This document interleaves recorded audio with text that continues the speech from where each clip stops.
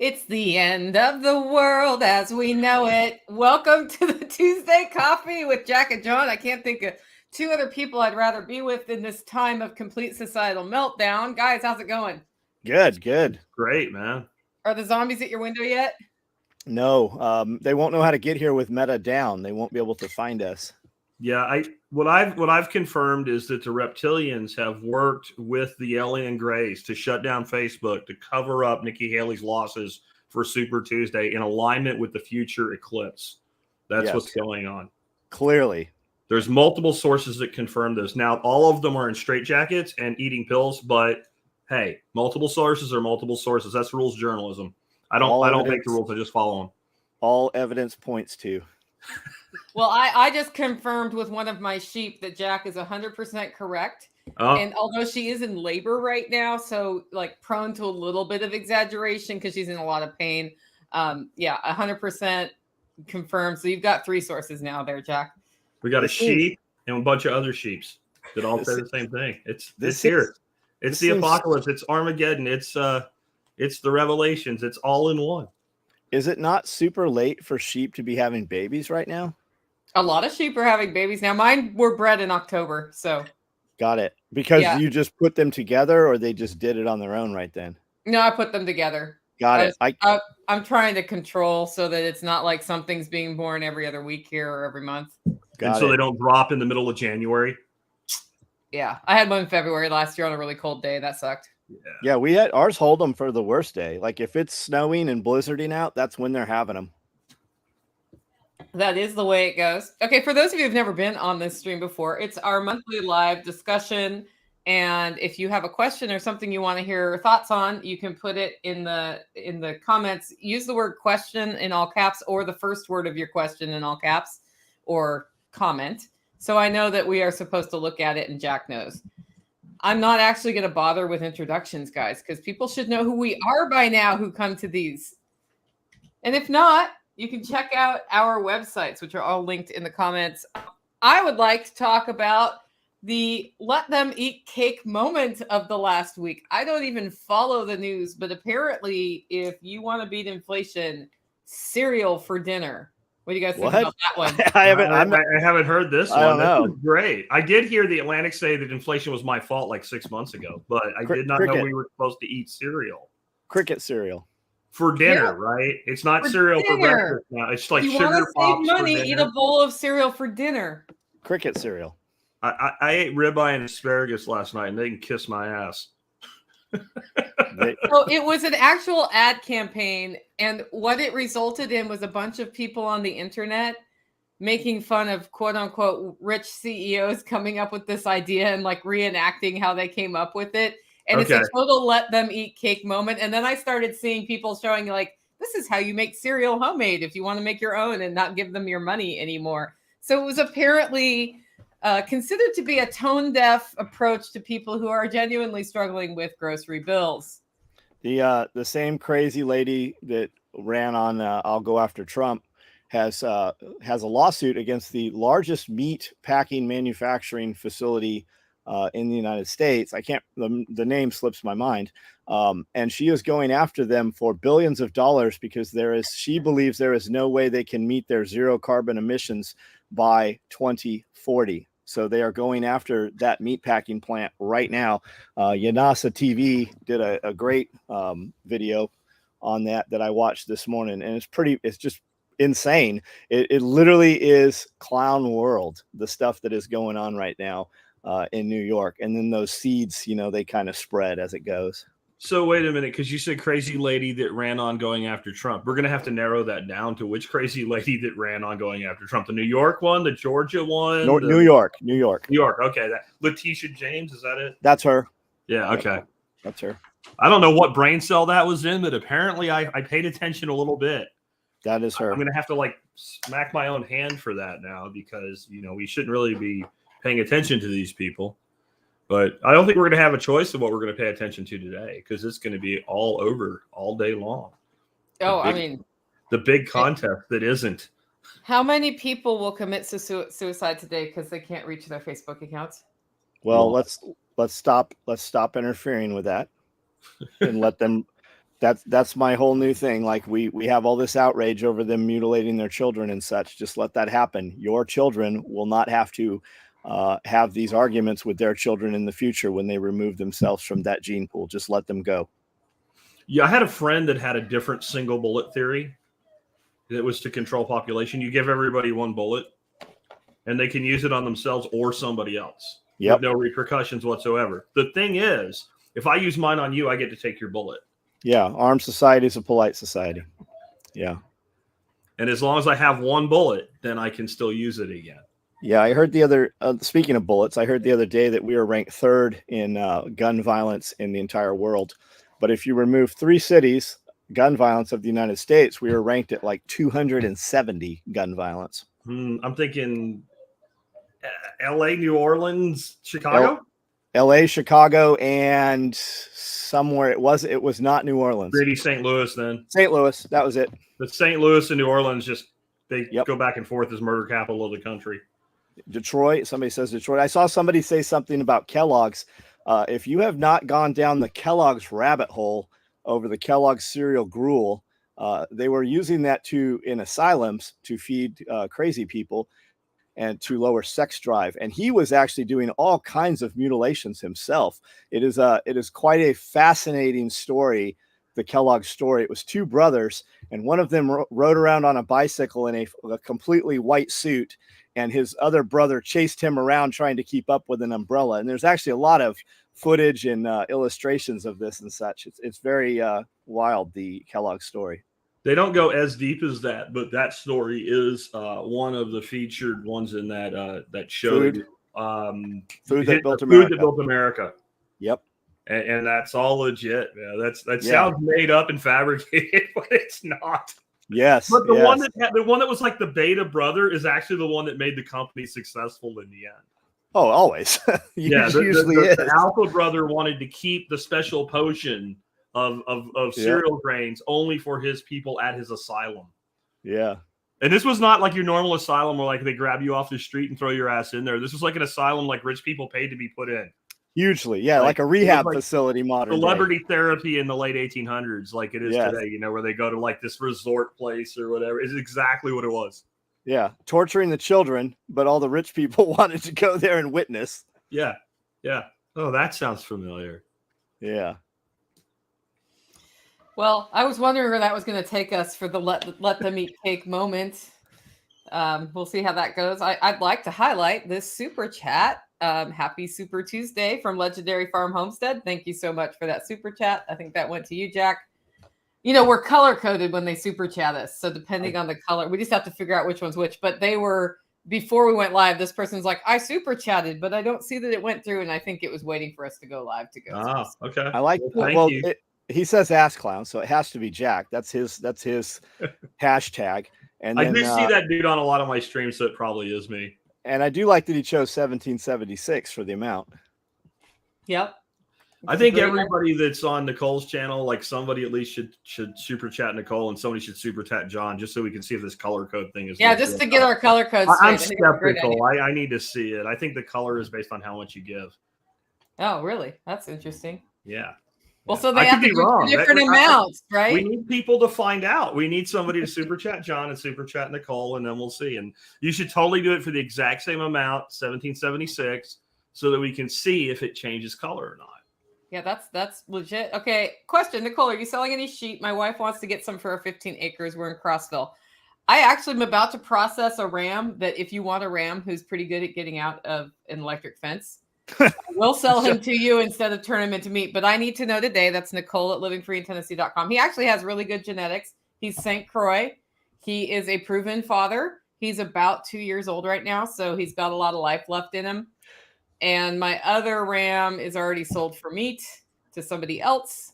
But reach out to me because I'm actually just getting in contact with a local farmer who does St. Croix here, who's been doing it for a decade or two without any vaccinations or anti-parasitic stuff. So he's been developing those genetics, and I'm working to get in contact with him so that we can do well. Here. I heard you're getting completely out of sheep and moving the whole operation to ostriches. Ostriches are great because they will like bury their head in the sand. No, And they that's do. what we need to do, man, is just bury our head in No. the sand. Man, there are a lot of ostrich content out there where they try to kill you. Yeah, they do. Holy cow. See, I think the color coding is Okay, so Mr. Landfill, I wonder whose channel that went on, but it's definitely yellow for 1776. Yeah. Or the type, because there's like super stickers and shit, so I don't know. Yeah. Sweet. Well, thanks for that super chat, Mr. Landfill. Okay. Of course, this topic came up today. Bitcoin is $67,000 to the moon.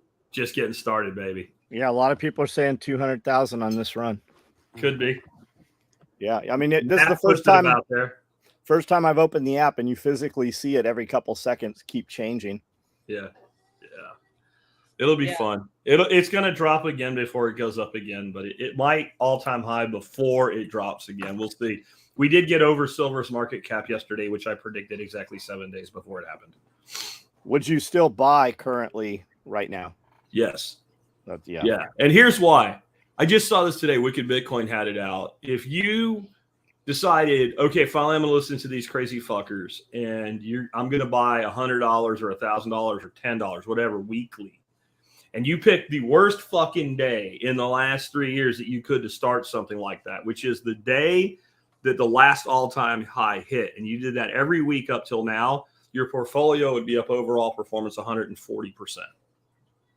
So there's a point where you stop trying to game and time and whatever, and you just say, this is where my surplus capital goes to save it. Right? And I wish I could have told people that, 7-8 years ago, instead of fucking around with some of the shit coins and all, but it takes us all different amounts of time to get there. And I think Bitcoin's one of the places like smart people actually get hurt as much as dumb people, because we try to outsmart everything. And it's so simple. Your mind goes, no, it can't. Because when you tell people work out and eat fucking meat, well, that can't be how you get in shape. Well, it's how you get in shape. Like, it's not hard, right? Be physically active and eat meat and fat. There it is, done. And so everybody wants like some complex formula, a giant ebook or whatever. Take your surplus money, put it in fucking Bitcoin, go on with your life, and stop doing other things. And don't look at it when it goes up and down. That's the other thing. Well, look at it when it goes up. Don't look at it when it crashes and be like, man, I put $100 into this and now it's worth $50. And then pull it out, because I've seen people do that, and then it goes up like this and they're like, oh, I missed it. I'm like, yeah, because you were freaked out about $50. Yeah, they had $100. It's always the people with like $100 to $500 that act like they went and they took their entire 401k and liquidated it and sold their house and bought like a freaking busted ass trailer to live in and put everything in all at once, and they have like $100, $150, and they're like, if it doubles, you have $300. If it goes in half, you have $75. Shut the fuck up and keep buying. And okay, because John is worth another $2.08. He got 1984 on his super chat. Thank you. All right. So, and it's also yellow, so the color coding didn't work, but it did work because we got a super chat for everybody now. But here's $5. Jack's a jerk for telling me to buy Bitcoin. My only regret is selling any. So me too. I think it is amounts, because Chicken Hawk Farmstead did $5, and it's green. When Bitcoin was about $660, I bought a really beautiful $1,200 shotgun with 1 Bitcoin.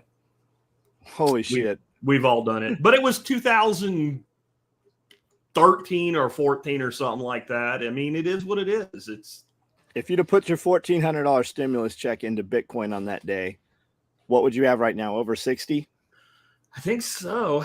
Right over 60,000. No, you couldn't get a full Bitcoin for $1,400 at that point. But it was like, I don't remember. It was pretty low. It had gone down below 10. The stimulus checks, which year? From 20, whenever it was. I never got 2020? Yeah. Yeah. So $1,400, it was probably around 13 grand.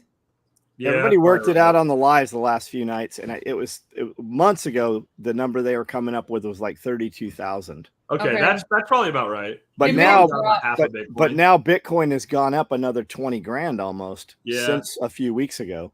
I mean, if you'd have taken that $1,400, the simple way for people that are not aware to look at it is how many gallons of gas did it buy then, and how many gallons of gas does it buy now? Yeah. Good question. A lot more. A lot A more. lot more. A lot more. I paid my rent with Bitcoin back in 2017. Regret it, but I had to. I see. Here's how I look at that. Sometimes, so I paid off debt with half my Bitcoin in 2021, I think it was. Okay. And it was like December, Bitcoin was kind of up, but not super up. And I reached out to a friend, our friend John Bush. I'm like, should I do this? And he's like, well, I think it's going to go way higher. So if you do that, realize you are trading future increases for now. But the benefit that not having the rest of my consumer debt just gone from a cash flow standpoint for me, I would say is still better, even though I use, like what I use to pay off debt then is probably worth $20,000 now.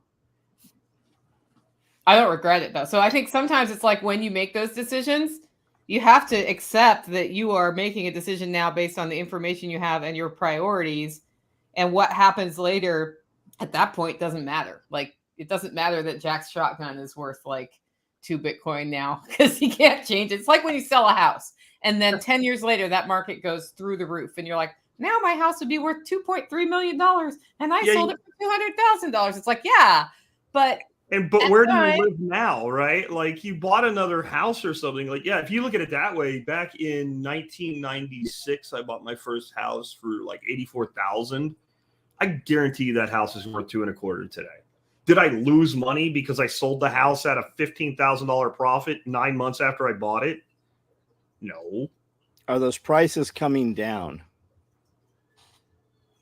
That's a good question. Like on the housing market, right? On the housing? Like today is the good old days, right? We were talking about how things were 3 years ago. Yeah. Housing, real estate, you might see come down, but stuff like ammunition, firearms, stuff like that, those prices are never coming lower. This is the new price. This is just how it is. Inflation is cumulative, and they play a big game when they say something like inflation's down to 3%, but you're ignoring the fact that it was like over 2 years, almost 20%. So that 3% is on top of the 20% that we're not supposed to pay attention to anymore because it was transitory, right? It's just nonsensical words, and they prey upon the ignorance of the American people. Like the things that should be taught in like economics 101 in like 8th grade are not taught in college economics courses. That's how bad it is. And that's why, and then at the same time, we've made people dumber and we've convinced them that they're smarter. That's like the ultimate in mental control. Convince a dumb person that they're smart, right? I mean, you've got it done. Once you can make people intentionally stupid, right? And I don't mean low IQ. I mean like believing they know a thing that's not a thing, and you convince them they've been educated to a level where they're better than other people. You can get them to do anything you want. Like, I don't know, put a cloth on their face and walk around over a cold. Some of them still are. Oh, they are. They exist. Yeah, the only thing I've seen come down in price is dimensional lumber and plywood and stuff like that. It's come down a lot, kind of back to normal from a few years ago. Yeah, it's going back up though. It's gone up. We do a weekly shopping report on my podcast, and it went from 325 to 338 for 2x4x8, which is what we've been tracking for a couple years. And so it is lumber is going up right now. Eggs went up $1 a dozen at Aldi in the last 2 weeks. That price, is that whitewood or pressure treated? Whitewood. Okay. So that's lumber. Okay. All right. I had never seen whitewood until the last couple of years. We used to have Douglas fir. Yeah. And now there's Douglas fir, whitewood, cedar, and then pressure. But I had never seen anything called whitewood until just recently. It's just yellow pine. Got it. It is yellow pine. It's yellow pine. It's the number one commodity grown timber crop in America. Like 90% of Louisiana and East Texas is pine. 15 years is pulp, and then 30 years is poles. Yeah. Question: brief description of Swan for those that don't know. Jack. It's just a place you buy Bitcoin. They're a Bitcoin only broker. So you can deposit money, buy Bitcoin, withdraw Bitcoin. That's it. Like you can't, the one thing about Swan is it's not an off ramp. I don't think you can sell inside Swan. You just buy and keep. You just buy. Question: any tips or advice on how to start a grave digging business? I would suspect there's all kinds of nonsense. You got to be in the club to start doing it. I would guess. I don't know that. Get a job with a funeral home and learn how to do it. Yeah, Like learn the literally, industry. because there's all sorts of, we're taking it seriously, and that was probably a joke, but there's that funeral directors make good money. They make good money. And so if you start working there, like the easiest entry level job I've heard to get is the one where you are on call in the middle of the night to go pick up bodies from people's houses. I have two friends that started a body pickup business, and they are making fat money. Yeah, one of them was working in a trauma center as a pretty high speed nurse in there, and he quit that. They're making huge money. I definitely feel the death care industry is one of the biggest scams ever perpetrated on Americans. And in fact, Westerners, it's crazy what we pay to put somebody to rest. It's nuts. But if you want to make money, it's not a bad industry. There's a mini series, it's like some kind of like made for cable series called 6 Feet Under. And we tried watching it and it was just awful. But the part of it that's really weird and telling is, how you see these commercials like for a mop or something. Like in this show, they constantly have these commercial breaks that show up that are like for funeral director products. Like, how would you market something like a ShamWow to the funeral care industry? And it's like, you're like, that's really bizarre. But if that's your world, it probably would work. Like, do you not like the smell of your embalming room? Well, we have this new deodorizer thing or whatever. And it's like all kinds of shit like that. Follow-up, honest question. Great job currently as a contractor, considering buying some digging equipment and helping people reclaim death from the funeral industry. Well, okay, so in Tennessee, I can bury my people on my property. There is a process for that. And then I might want somebody with like a backhoe or something helping me with that if I had to do it. Yeah. But I would put it out there before you buy the equipment and rent the equipment if you close a deal. And then you have to think about all your marketing around how you find the people who to pay you to do that. But, like you can rent a backhoe for $300 to $600 a day, depending on what it is. I've got a guy I can pay to work for me that I could do this for and just outsource it to him. So I love niches. I just don't see that as a niche. I think like if you're doing that on your own land for your own family, a hole's a hole. I don't know that you need the backhoe guy for funerals. Like anybody with a backhoe or an excavator. You see what I'm saying? Like, yeah, but if you're gonna have a graveside thing and want the lowering thing, they do, that would be something I could see, like a mobile burying service that puts up the tent to keep the rain off and has the astroturf around there for people so they don't get muddy feet. Like you could actually put something together that might be a premium sort of service. I'm not sure what all of that costs. I'm like, we just had to bury a ram and we had to dig a hole big enough for a human. And we did that with shovels. By we, I mean tactical. I did not dig that hole. I'm looking for it right now and I can't find it. I had someone on the show years ago about doing natural funerals and, taking that on yourself, but I can't find it right now. I'll try to find it later and add it to the audio version of this when it goes up on my site because I just can't find it right now. You would have thought funeral would find it, but it doesn't. Yep. But I'm not hallucinating. We did this episode. She talked about how you wrap the body and all kinds of stuff. It was pretty interesting. Yeah, our funeral home, and one of them, we have, surprisingly, I think we have 3 of them in town. They just have a mini X on a trailer, and it sits right next to their hearse at the broke down gas station next to the funeral home. And he's got a nice excavator. I mean, business is definitely good in the funeral industry. I think that's one of the top. You have the sex industry, the religious industry, and then the death industry. And I think church is at the top of the industry. Well, no, sex probably is, but those are the 3. Consistently over entire history. Those have been the 3 top tier industries. Well, dying is something that everybody does. Yes. Right? It's 100% guaranteed you're not getting out of this alive, right? So Yep. And I'd be curious too, like, and I don't know if it's municipal or federal or state, do we have to, if you're burying a body on your own property, do you have to put it in a casket and then put it inside the concrete sarcophagus that they do in normal cemeteries? Because like, even when you go cremate a body, I think they wanted like $7,000 when I had to have my mom cremated. And I remember I knew the dude doing it. He was married to one of the daughters next door. And there's no consumables to that other than natural gas. I think that's the only, other than, time. There is not a consumable product that goes into that once you own that equipment. What I just learned, and I don't even know why I learned it. I'm not sure. I don't remember how it came into my orbit, but that if you are a veteran that's honorably discharged, you can be interned at Arlington for very little money, but it will be in one of the crematorium little things. Mausoleum things. And if you are a spouse of a veteran intern there who has been married to that veteran for more than 4 years, you can go there too. And you can go to your local veteran cemetery as well. So, okay.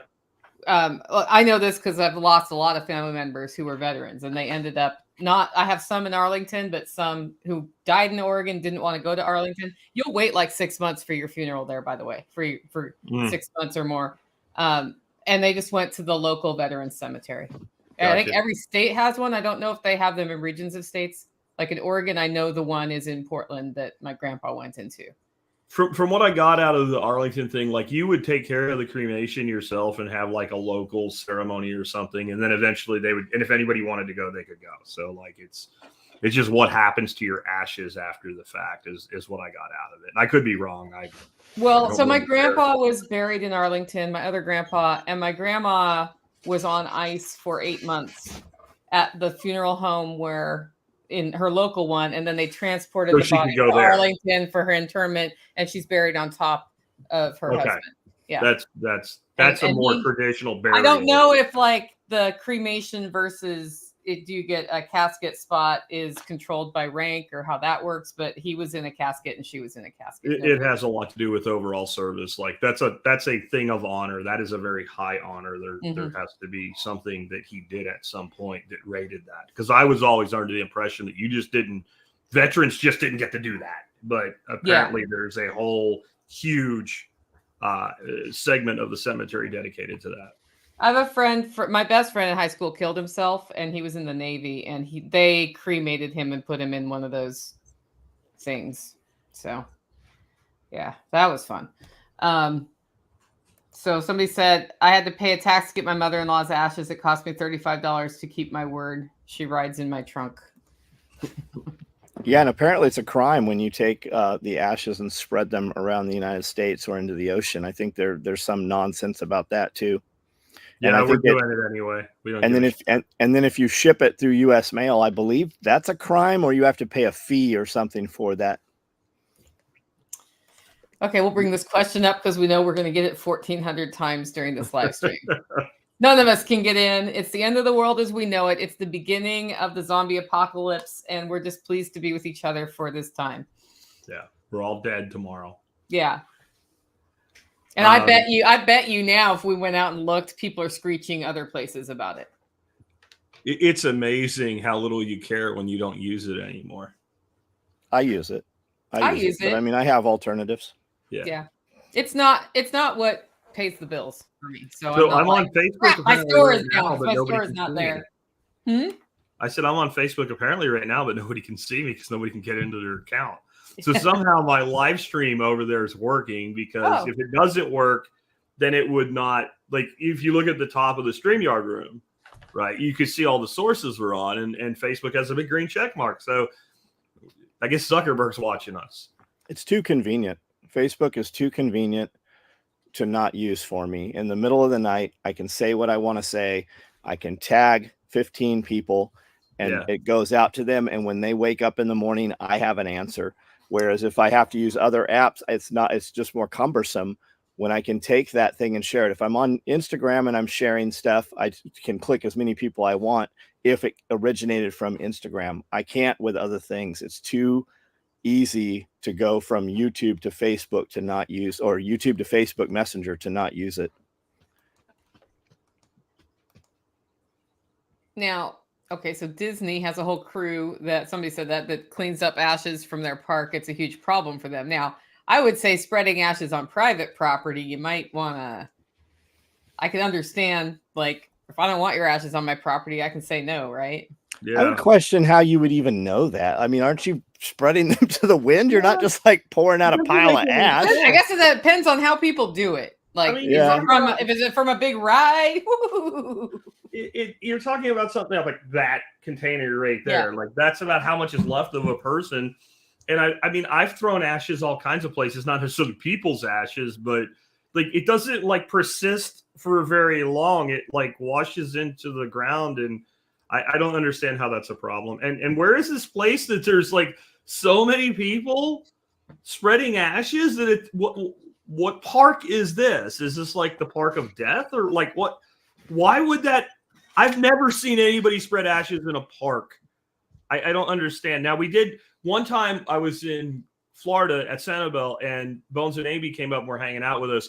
And my wife and Nurse Amy were all freaked out. They thought it was some kind of like horror movie. Like all the people were being weird and all. It was like, I don't know, Children of the Corn. They were like the two of their minds were just making all this crap up. And what it ended up being, the whole family was there to spread ashes on the beach. And then they washed away. I don't. Yeah. Where is this place? Who is this saying this? Where? Oh, Disneyland. There's way worse shit. Disneyland. I can see how that could happen. There's way worse stuff. It's probably on the ground everywhere at Disneyland. What kind of sick, demented person would want their ashes spread at Disneyland? I could see it, man. There are people whose entire life is Disneyland. I could imagine. I can see it. Wow. Okay. Do you know you used to be able to shoot rifles at Disneyland? They had real fishing one? at Disney. Yeah, real rifles. They had 22 ranges at Disneyland. Okay. The Modern Miracles of Eugenics was a display at Disneyland. Modern Chemicals, sponsored by Monsanto, was a thing at Disneyland. They had a bikini thing at Disneyland. Like there's a pretty awesome YouTube channel called Defunct Land, and he talks about all the past amusement parks and just how crazy some of it was compared to today. Huh. Yeah. Okay, wow. So this question I can't respond to because I don't have enough information. Okay. Do you guys have more information than I do? That really is like the only thing you need to know, what he just said there, which is that Trump was kicked off the ballot in Colorado and some other cases. It went to the Supreme Court for Colorado, and the Supreme Court came back 9-0 and said, no, you states can't do this. I needed to know which case because I'm not keeping up to the minute tabs on things like that. The only big deal about this that's fun is that the left is literally losing their shit. Mental, complete, total incapacitation. Keith Olbermann's peeing on himself or some shit. Like it is comical to a level that makes you want the Orange Man to win in November, because what will that do? Right? You know, like, and people say, well, they're gonna riot. Come on, bitches. Let's go. Come riot in the country and see what happens. I'm not worried about that. That doesn't bother me at all. Now, the 3 liberal justices and Comey Barrett both wrote some things that were like, the media is trying to spin it as they're in opposition. No, they voted 9-0 to you can't do this. But the scope of the decision, they basically said the only people that can do this are the legislature, because Article 5 of the 14th Amendment says the power rests with the legislature. It's kind of like the Second Amendment. It's really, really, really, really clear, unless you don't want it to be. And so what the 4 justices said is that the Supreme Court should not have issued that opinion because they weren't asked that question. Right. But if you're going to say this doesn't work, then you have to say why it doesn't work. Right. What is the justification for saying? So what they're saying is the Supreme Court should just came out and say Colorado can't do that with no explanation, which I don't think that works there. The Article 5 of I'm a constitutional person. Right. So the Article 5 of the 14th Amendment says the power rests with the legislature, period. Like it's a very short one sentence. Okay. Cool. I want to point out, because there's still some scuttlebutt in the comments about social media, that Radio Made Easy said buy Radios, the original social network, and he will be speaking at Self-Reliance Festival on April 6th and 7th about developing your off-grid communication plan so you know what to do, and he's right there to provide you with things you can buy to get set up to be able to communicate with people. So selfreliancefestival.com, worth the price of admission just for that. We've got both a power off-grid planning session and a comms off-grid planning session. And radiomadeeasy.com is also where you can get him right now.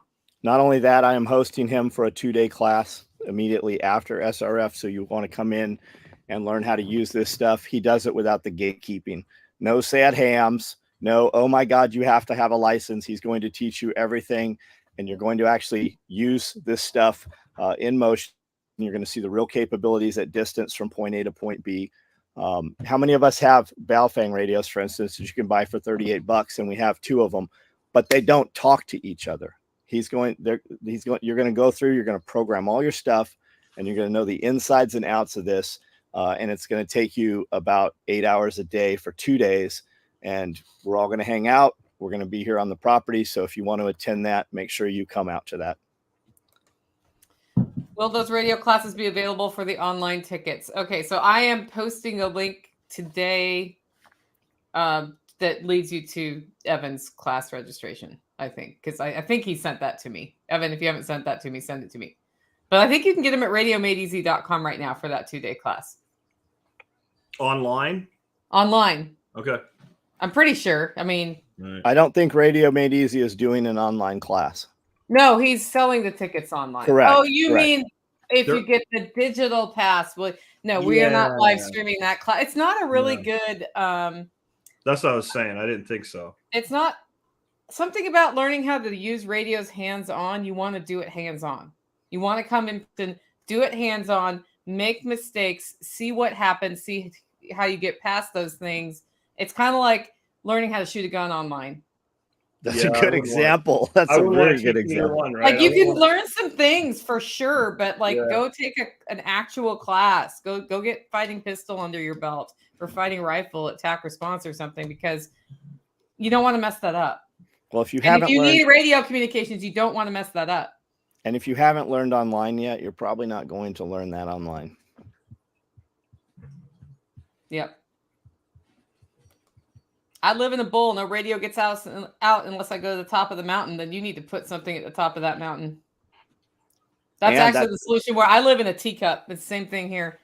That also can be good. I mean, there's stubby antennas to limit the distance so that when you are just intercommunications, other people do not hear you. Yep. This question here about the Mega Pass, which got changed somewhere. Here it is. I just hit the wrong one. Jose, the Mega Pass is being done differently this time because there are multiple class options before Self-Reliance Festival. So putting a weird variable project online was going to be strange. So the Mega Pass, we're announcing it this week. If you buy a pre-event workshop, the Self-Reliance Festival tickets, and a post-event workshop, and you can do either the Wild Edible Walk by Carrie, or if you buy Evan's class, I will just verify with him you bought his class. I'm going to have you email me, and then you get the digital passes included for free if you do those 3 things. So if you know you want to go to multiple things, grab your tickets, and if one of those things is Evan's class, then let me know about that, and we'll get you set up with a free digital pass, which gets you access to all the recordings. And we'll also toss in a T-shirt in the sizes that we have on site. These are the T-shirts right there. That's actually going out this week in the email, which goes out today. So, okay. Back to so people are interested in Bitcoin today, but let's talk about seeds, because last time we did this, all we did was talk about growing food. It was really fun. In your seeding video, you talked, Jack, about iron zinc, but didn't say what you used. Thanks. Let's tell them why you talked about that, and then tell them what it is. I think he's speaking, and then there's a link right there. You can go to my site and type in zinc or iron, and you'll find it. Just don't get the one for people, get the one for plants. I said that as an aside. You probably aren't going to need iron, zinc, or calcium, magnesium with seed starting if you're using good starting medium. But your primary nutritional deficiencies in plants that are common are going to be iron or zinc or calcium and magnesium. And a chelated form of that will get straight into the plant. So I recommend something for both of those if you notice things like chlorosis forming around the plant. And the reason I do that is simply because most people are not going to be able to look at a plant that's nutritionally unhealthy and figure out which one it is. The chlorosis will start from different points on a leaf or whatever. But 95% of the time, assuming you have a decent fertility program, it's one of those 4. and each one of them requires a partner. So if you have lots of calcium but insufficient magnesium, the plant will be deficient in both. And if you have lots of iron but no zinc, the plant will be deficient in both, and the other way around. Just like humans, we need both of those things to uptake the other one.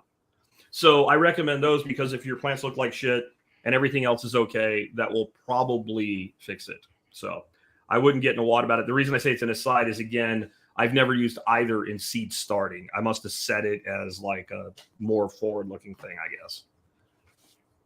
Yeah, I'm not sure what it would do in seed starting, because what nutrient are they grabbing the second that root comes out? They're like starting to establish their relationship with the network. Biology. The first Biology. thing that first thing that plant wants is a fungal association. That is the most important thing. And if you don't have a good fungal-based compost in your mix, then I recommend Dynamyco is the brand I recommend. I'll find that in a second, throw it in the chat, which is a mycorrhizal fungi inoculum. And that will do more for you than iron or zinc ever will in a seed starting situation. I'll grab that right now while y'all chat. Yeah, and I'll tell you something I do along that lines, Jack, is for the rapid rooter plugs for the things I'm putting in a water-based system. Yep. I actually, when I'm doing seedlings, because I do them straight in there, I sprinkle the compost over them. Okay, that absolutely. Because that way it's like, okay, at least they get that the opportunity to establish fungal relationships when they germinate. So having finally gotten off my butt and started the seedling process yesterday, that is what I was doing. And then our compost has like garden soil in it when we make just to sort of make them all one thing. I don't know. That's what we do anyway. So this is the product I recommend for mycorrhizal inoculum. You can find it on my site. And if you read the instructions, it sounds very expensive, but realize that the industry that uses this stuff the most is the cannabis industry. And adding like $1 to the cost of a plant to those people is it's like you adding a penny to the cost of a steak. You just don't care. So it's a living thing. So I use like per start, I use like a pinch of it. So one bag of that stuff, which is about $30, will last me a full season. And honestly, since I don't trust it to remain viable for a full year around, whatever's left toward the end, I just use it all on plants. And it is the number one thing I have done to improve my results overall, more than anything else that you can buy anyway. How long does that bag stay good for? Could we use it years from opening it? Yeah, no, that's what I'm saying. They say 1 year. You know, it is encapsulated. Like if you look at the granules, it looks like when you take a time release capsule and it's got the little balls inside it. So it does have some protection, but it's, you know, it's fungal spores. I would imagine a year later, it'll still work. It just will probably, just like a drug, start to decline in efficacy across time. So I pretty much buy one a year. All right. And, you know, that's my favorite brand right now. I don't care what you use, though. When I look at the quantity and the quality to the price value ratio, that's the one that I selected. Sounds good. Okay. It sounds to me like Legendary Farm needs to come to Self-Reliance Festival, April 6th and 7th, and talk to us about all of these things, because we connect people from near you in Crossville coming. We have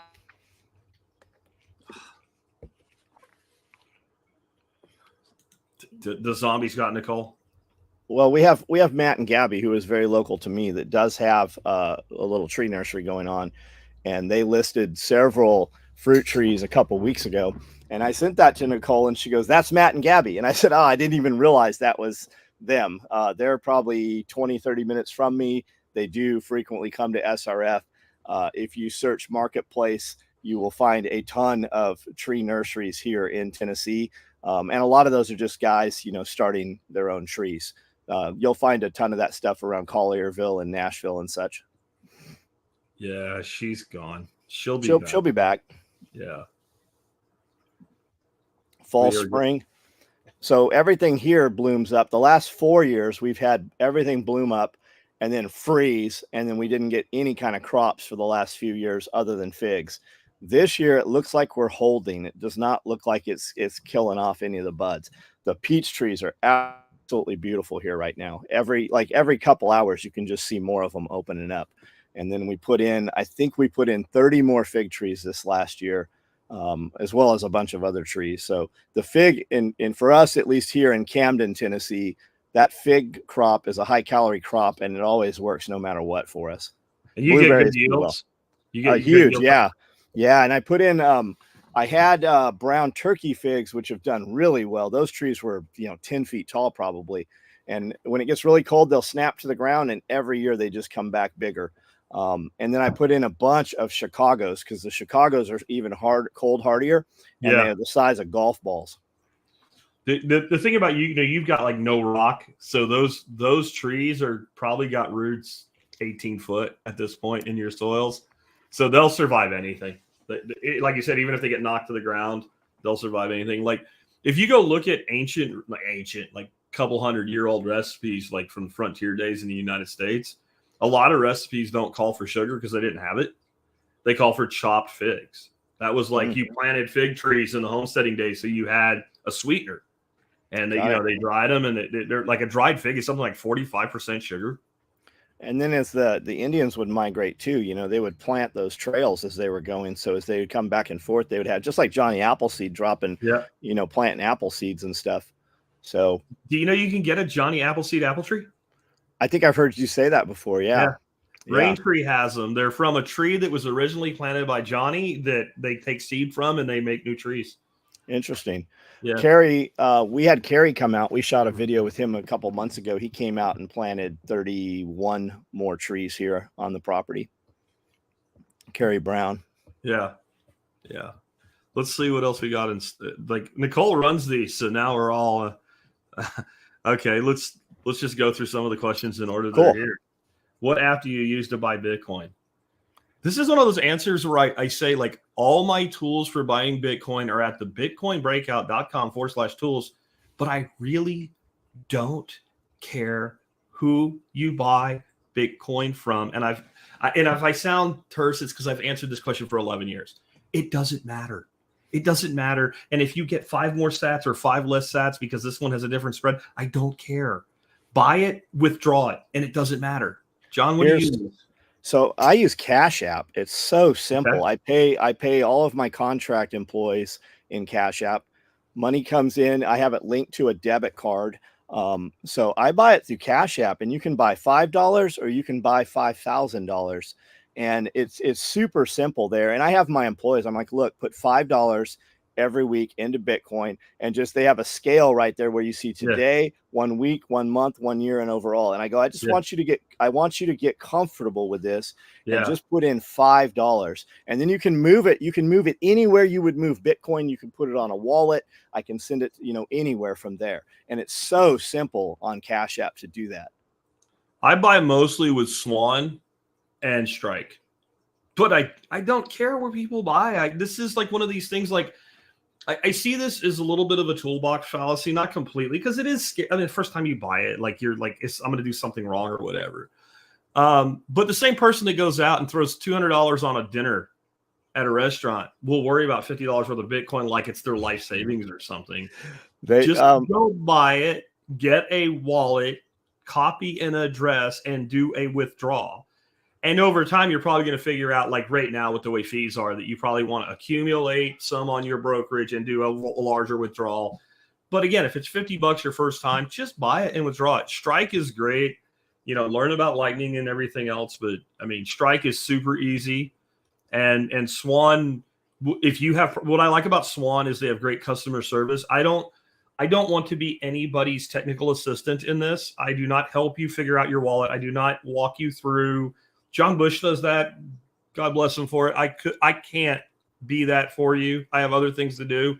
So I like to recommend things that I know if you need support, you're going to get it. And Swan will give you all the support you could possibly want. Swan will help you if you want to set up to where, let's say you buy every week, and then once a month, it will automatically withdraw to your wallet. And you won't have to do anything. Like, you could set up direct deposit or a scheduled bank transfer. You can set up schedule buys, and you can set up automatic withdrawals.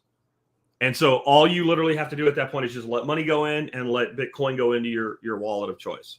And there's a YouTube video for everything explaining. I guarantee you can literally the second largest search engine YouTube.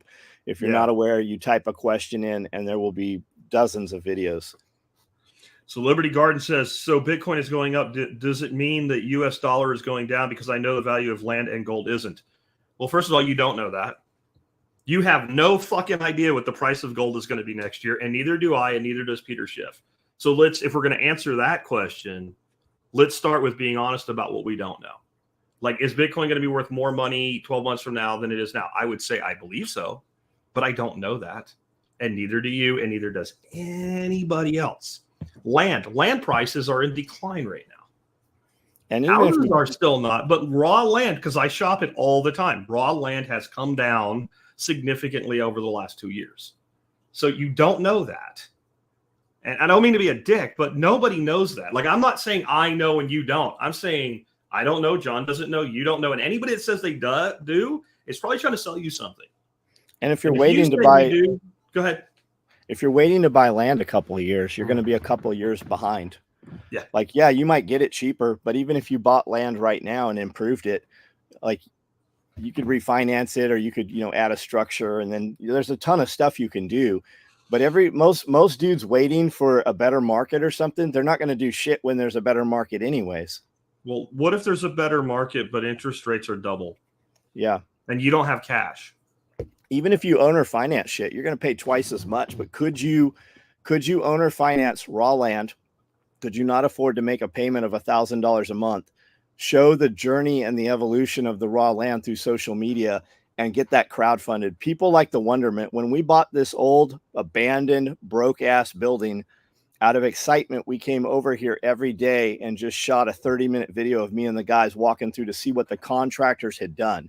Yeah. And we had thousands of people every night watching that and interacting on that video. And Amanda, she named it a couple months ago. I said, man, I'm just kind of bored. I want to buy a giant factory, like a huge factory. And people are like, what are you going to do with it? I go, I don't know. She goes, it's the wonderment. It's just the wonderment of it. I want an enormous, I follow this guy called Cold War Mercantile, and the city gave him, for $1, they gave him an old Buster Brown shoe factory. And it's enormous. And he just shows the evolution, like he was cutting some of the fire suppression, the cast iron out and recycling it to buy glass to fix the windows. And he just kind of just talks for 30 minutes or an hour inside. And it's like exploring the building as he walks around. And I can't stop watching him. And people are crowdfunding it and they buy his stuff. And it's like, it's viable. It's just people like to watch other people do what they won't themselves take the risk to do. Yeah. I'm trying to help this person, and they've put like one of these annoying fucking hover things that I can't close. So I'm not going too heavily right now, but Better Together Homestead, they're right out of our community. Like they came here to one of our workshops, I think about 8 years ago, the first time, and got the bug that they're going to make something happen. They ended up buying some raw land north of Houston. They've built a beautiful house. I think they've pretty much paid for everything out of pocket, and much of it, was covered by the income that they've made off of their journey. And they've set up a Facebook group that you can't see right now because Facebook's down, but it's Shed to House. Yep. And it's got hundreds of thousands of people. Huge movement every day. Huge. Look at Nicole. She's back. Nicole's back. Do I have bad? I mean, I don't have a mic here. I just went next door to get on Starlink. It works. It sounds like it's raining. We're good. We got you. Yeah. Cool. Sorry. Both my Wi-Fi and my home internet is now out. So that's why we have Starlink in the holler neighbors. That's what I'm on right now, Starlink. Yep. So I'm going to blame mine on the giant thunderstorm that just came through. It probably is why. Yeah. But we were talking about like getting what you want by acting now instead of waiting. And I was bringing, these folks here, Nicole, you've met them right here, haven't you? Yep. Right. Bo Botherington and his family, Better Together Homestead. And what led to the question, oh, she's gone again. No, I'm here. Oh, okay. You're just darked out. I was just dark. Well, led to the question somebody was asking about, land prices, and if Bitcoin is going up. This was the question. It's not here right now. Does that mean that does that mean dollars are going down because they know, KNOW, know that gold and land isn't, right? And so we had a discussion about how, no, you don't know that. You don't know anything, and neither do I. We can guess. But John's point was, like, it doesn't matter. Like, if you're waiting to buy land because that's one of your dreams, you're just letting the opportunity slide at this point. Like, you could be doing it right now. Like, and what I was going to add to that before you got back is, and what don't you get done?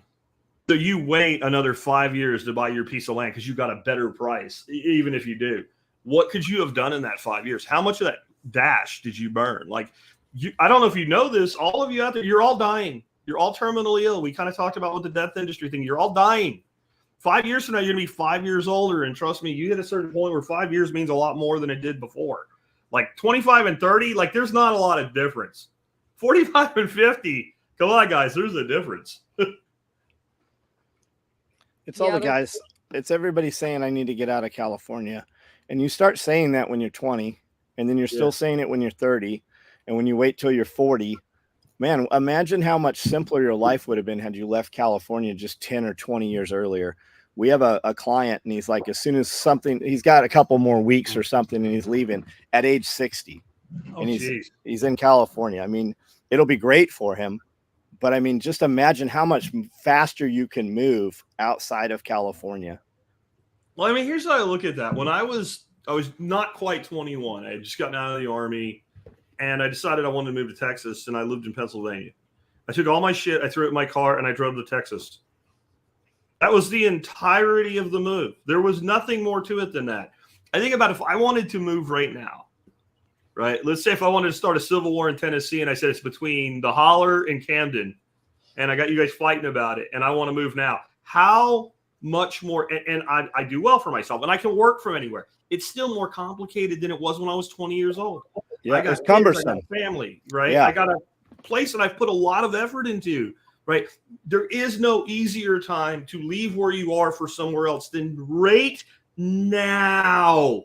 No matter how hard it is, it's going to be harder in 5 years.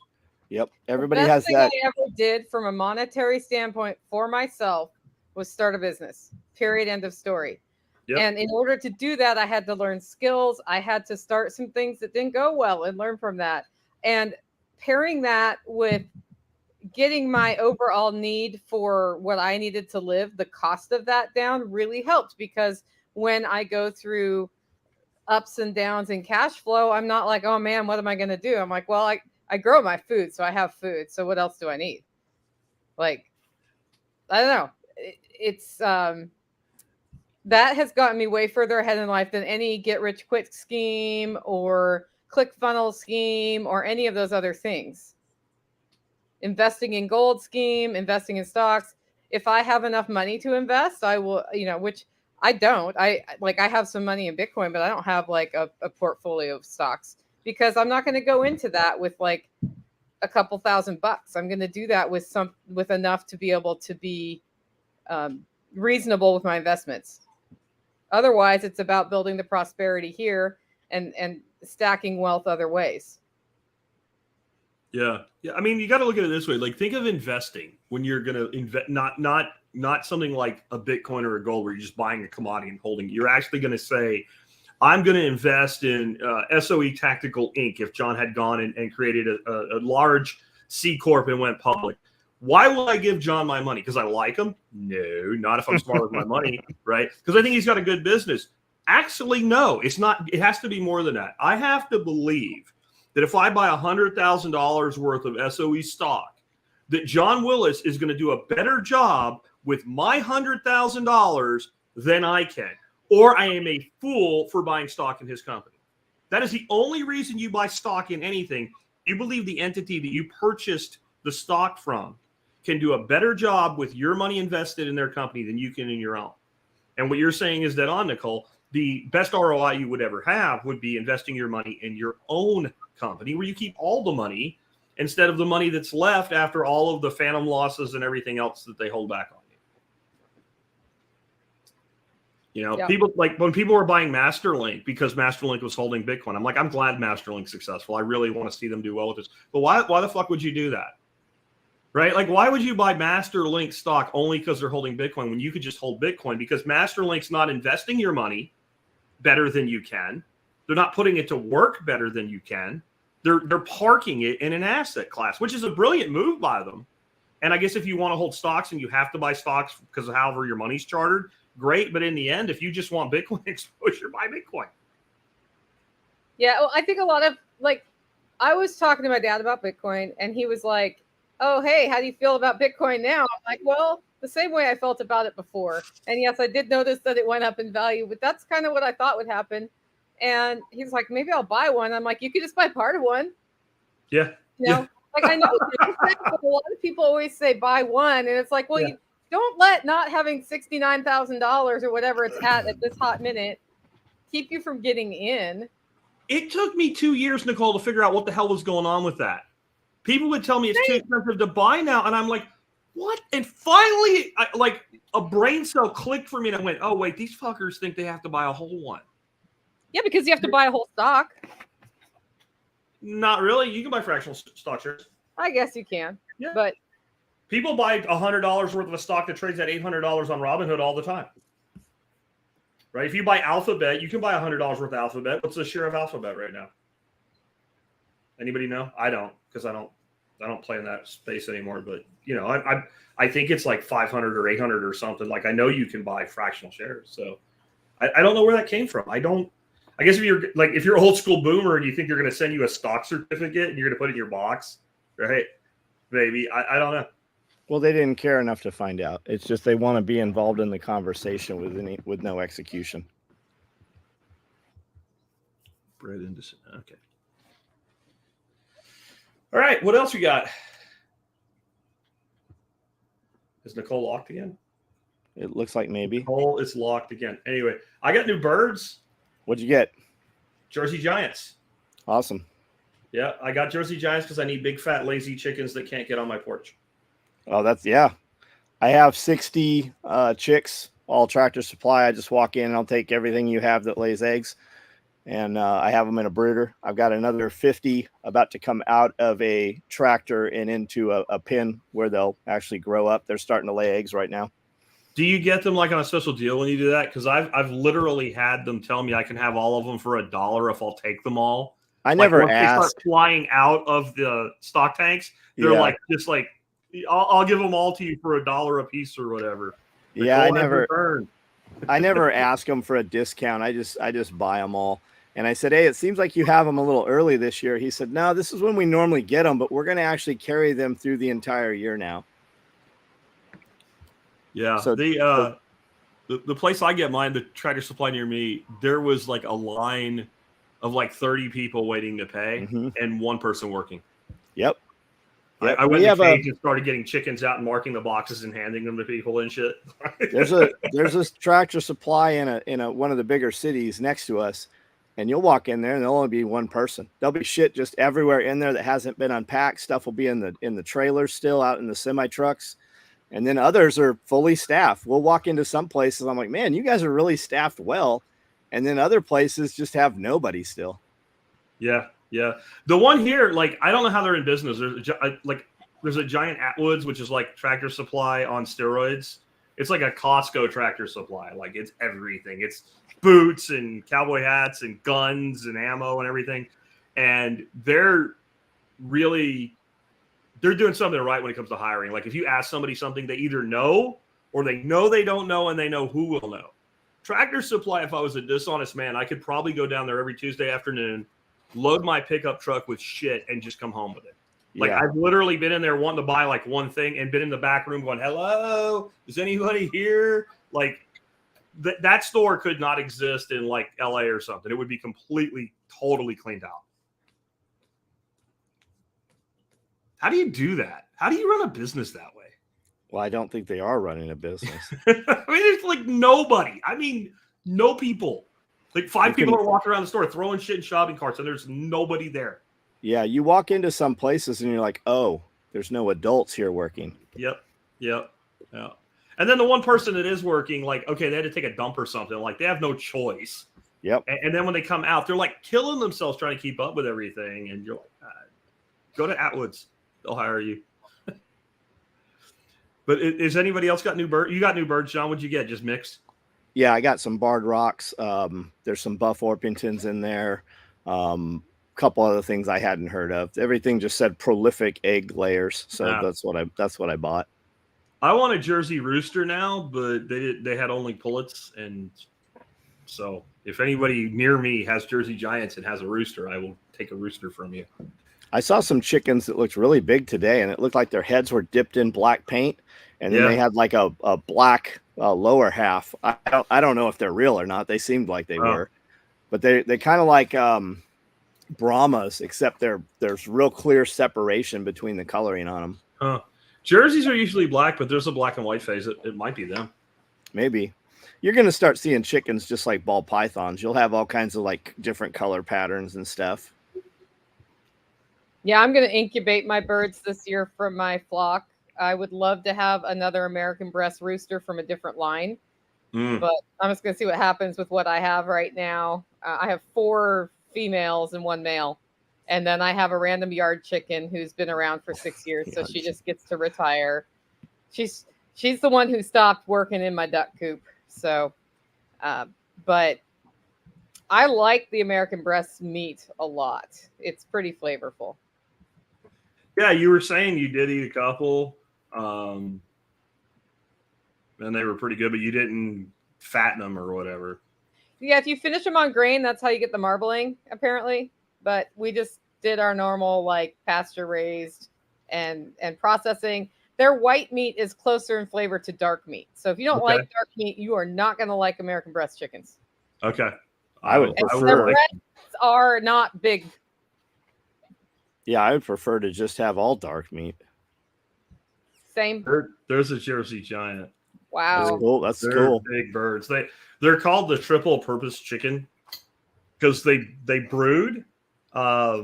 They are big enough for meat and they produce a lot of eggs. Ironically, their eggs are like no bigger than your typical chicken. Like they don't lay a giant egg, and the babies are just like a normal puffball baby, but that's what they turn into. I would mark that as a pterodactyl in my freezer. They were bred to replace turkeys when nobody ate chickens, because chickens were so small that they weren't really worth eating. Like people ate chickens as like coal birds or whatever. There wasn't really a chicken meat industry, and the number one bird people ate was turkeys. But the problem was turkeys only lay once a year, so you can't keep production up. So that was the original reason that bird was bred. So we'll see. I don't know. That's it. I'm just giving you everything I know about them. We'll learn from here. Dean says kosher kings processed at 10 weeks are awesome. Let me tell you when they're not awesome. About 18 weeks. They're huge, but they're tough. Ben Falk gets them he used to get them from the Amish, and he would run them in electronet with his sheep through the pasture, and he saved them till I think it was like 16 or 18 weeks for a PDC that I was at. And he brought in like a professional chicken clean, like the guy that comes to your house with all the equipment. And he was like, some of the parts, like you just tear this out and you just rip this. And wait a minute, let me get my knife. Like things that he would just do with his hands, he had to bring a knife out on. And they had plenty of meat and they tasted delicious. But Ben just said to get them to that size, they were just too tough. So he went back to Cornish cross for his meat.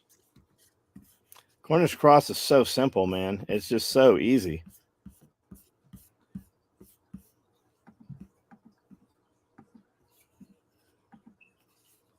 Are you communicating with sign language? Okay. Oh, she's on the. Oh, okay. All right. We'll just keep going through here. Let's pick a random question. Don't get caught without a license now. I think he's talking about radio. Come on, Sam. When's the last time somebody was prosecuted? You'll see prosecutions from FCC for stepping on radio stations, right? For high output, like pirate radio station kind of stuff. Yeah. And they came in and told the dude, hey, knock it off.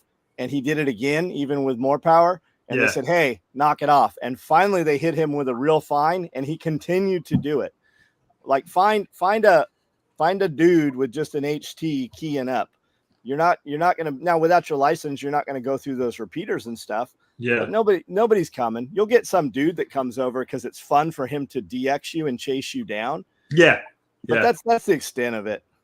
Yeah. It's not where everybody worries too much about everything. I think. I mean, that's my thing. I think we did the fruit tree one, I think, already. Yeah, so Matt Hundley has one. That's what I was talking about. Crossville, but that's what I was saying. Just come to Self-Reliance Festival, man. You'll start connecting with people. I got 3,000 pounds of coffee that was supposed to be delivered last Thursday, and they never told me they weren't coming. So they finally arrived now in the middle of this live stream. So that's what I was calling about. Like in half an hour, I have to go meet the coffee guy. Can you say your business has made it when you need a forklift instead of giving a few packages to UPS? I don't know. Are you making a profit? So my goal was I wanted UPS to bring me an entire truck, and they did. And then I wanted UPS to bring me a truck and a trailer, and they did. And then I wanted a semi truck. Now I want a train. Or hey, they're taking all of that road easement from you. They might as well put a track in there, right? I want my own spur, or I want a barge to pull up. You know, I just had a flashback of what's that Christmas movie, Santa Claus with Tim Allen, when the guy drops off the Santa list and there's like 80 freaking FedEx vans leaving. That's going to be John's place. It'll be awesome. I got an idea. If you can get that level of shipping, then what you can do is put in a hub for them and lease it to them. Yeah. Yeah, and then make more money. That's a great idea. Yeah. Function stacking. There's dudes making money if they have a lot. There's guys making money on having rider trucks, and U-Haul stuff. Guys make money on that stuff. I think you could make money driving U-Hauls back to LA right now. I think you could. Just called U-Haul and said, "Look, man, I'll tell you what. It's $1,500 plus expenses. I'll move trucks back from anywhere, within X thousand miles, for you from Dallas or whatever, because they're running out of trucks. Yeah, they're running out of trucks. It's crazy. Well, they're running out of ways to run the trucks. Like, have you been on the freeway lately? It's like semi. Oh, no, I haven't. I don't and you'll get between those semi trucks for 20 miles, and they're both just neck and neck. They don't move over. It's pretty wild. Somebody said hatch your own. Just sold a 1-year-old rooster for $15. I have a dozen enormous, super healthy roosters. I've got Brahmas, Barred Rocks, and Astrolorps, and I've literally put them up to give them away. And I get 1,000 questions, and nobody comes and gets those things. Yeah, most people don't want roosters; they want layers. We did when we went. We had like 75 chickens at one time, and when we got rid of them, we were selling 1.5-year-old pullets for $30. And this is pre-COVID. This is before everybody got into it.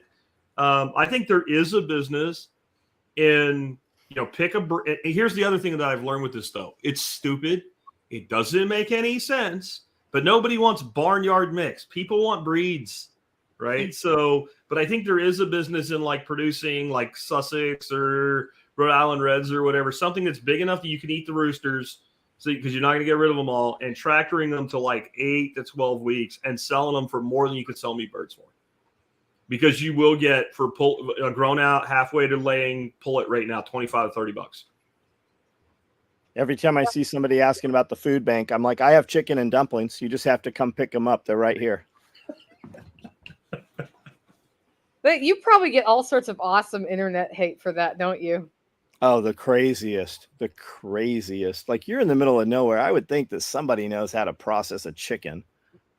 Yeah, and cook with it. And if you don't, that's a skill that can help rise you out of poverty because you can stretch a chicken for multiple meals. I didn't have any clue. Like the first one we killed, I always thought you cut its head off with an axe, right? Because that's what you always heard from grandma. So we had a bunch of chickens and one started crowing. So I shot him with a pellet rifle. And the next morning, another one was crowing. So I shot it with a pellet rifle and we were just throwing them over the fence. So the third one, my daughter's like, hey, I got this thing. What do you want? I go whack its head off with a hatchet. And I didn't think she'd do it. And she did. So I come home and we've got this headless chicken.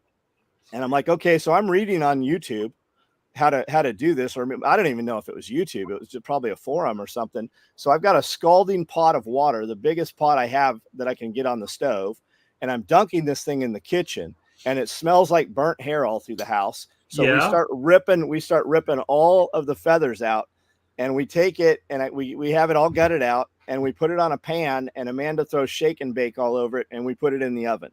That was my first chicken. To this day, I swear that was the best chicken I've ever had. Yep. My first chicken that I processed, somebody else killed because they were roosting on his roof. and I was like, wow, you could eat those. And he went and handed them to me. And there's certain people, you have to be careful what you say. Yeah. So that's when Mark was here. So he skinned them, and I stewed those birds because they were like 4-year-old roosters. Oh, okay, yeah. And it was delicious. It was very flavorful. Like, roosters make a really good stew, especially old. Delicious. They're just not something you're going to throw on the grill for 5 minutes. You know, like you got to do some work with them. We have what we call fence roosters around here. Fence roosters are when somebody decides that since they bought their chickens and the Tractor Supply person who was supposed to be going to chicken college didn't, and they actually ended up with a rooster in their group of pullets. They don't want a rooster. Instead of being responsible for it, they drive around and look for a place like mine. Oh, look, he has birds. Oh, yeah. Great. And they throw the rooster over the fence. The last one I got was like, it was like an autistic rooster. It would make these sounds. It was like running around screaming, and I shot his ass. Like I tried to catch him, and I'm like, no, I'm done. I went and got the Ruger and just popped his ass. People do that with cats. I put a thing on Facebook of like, I just skinned them and parted them out. And I just said, if you throw roosters over my fence, just know this is what happens to them. People do that with cats here. Oh, geez. Man, I have more contempt for a person that does it with a cat or a dog than a rooster. Like, I don't like it, but it is what it is. But man, as a kid, we ate everything. We were eating robins and woodpeckers and doves and squirrels. Like, we shot something every day. We shot something and cooked it. We would just put it on a pan with some Pam cooking spray and some salt and pepper. We ate everything, man. Grackles are better than you'd think they'd be. They're not great, but they're not bad. You guys know about the guy who like occasionally just throws something he shot in my fridge and I process it and get half the meat. Yeah. That dude went to an auction and he got a bantam rooster at this auction that looked, he had like a scrawny skin neck, but he had feathers on. He looked terrible, and brings it to me because he doesn't take care of roosters or chickens, but he thought I'd like it. He got it cheap at auction. Well, now we know why. So we named him Napoleon because he was a little bantam rooster, and that dude would not shut up. All he did was have his Napoleon complex in my yard. So I gave him to somebody else, and she was like, yeah, I finally shot that guy because she would not shut up ever. He just stood outside and crowed day and night, no matter what you did. You need to keep a boomerang in the barnyard. I gave Nick Ferguson a group of bantam roosters that I had a couple of years ago. And one of them that was like the screwed up one, the silky or whatever the hell he was, the weird ass one. He was a dick. And I think Nick said he didn't make it to Tyler before. He just like pulls the truck over on I-20, rolls the window down, reached in the box, and just threw his ass out on the side of the highway. And that thing was the most fertile damn rooster. I had all these little mutant babies coming out. That's why I had to get rid of him. Like, he was outbreeding everybody. Carl, we named him Carl, like Combat Carl. Carl the autistic rooster. And it wasn't a silky, it was something else. I don't remember what they call them now, but they have the twisted feathers. He was just a dick. Yeah, I've learned that animals that are not nice on the homestead, it's like you have to nurture some and try to change their behavior a few times. Sometimes the answer is much simpler and faster. Yep, soup or stew. I have a crazy rooster. I have way too many roosters. And one of them waits till you turn your back and he comes running up on you and you hear him and you turn around and then he stands there and stomps his feet. But every now and then he'll run up there. So I'll boot that thing.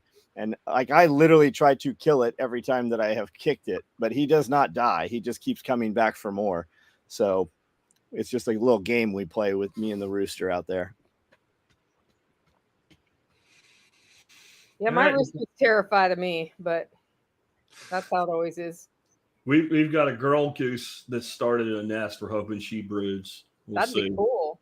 Yeah, it would be. Well, she's a pilgrim, and a pair of pilgrims right now is like $100 for goslings from Metzer, and you can't get. They're already gone this year. You can't get them. So hopefully she'll actually sit. Last year she made a nice nest and then abandoned it. So hopefully she's got more experience.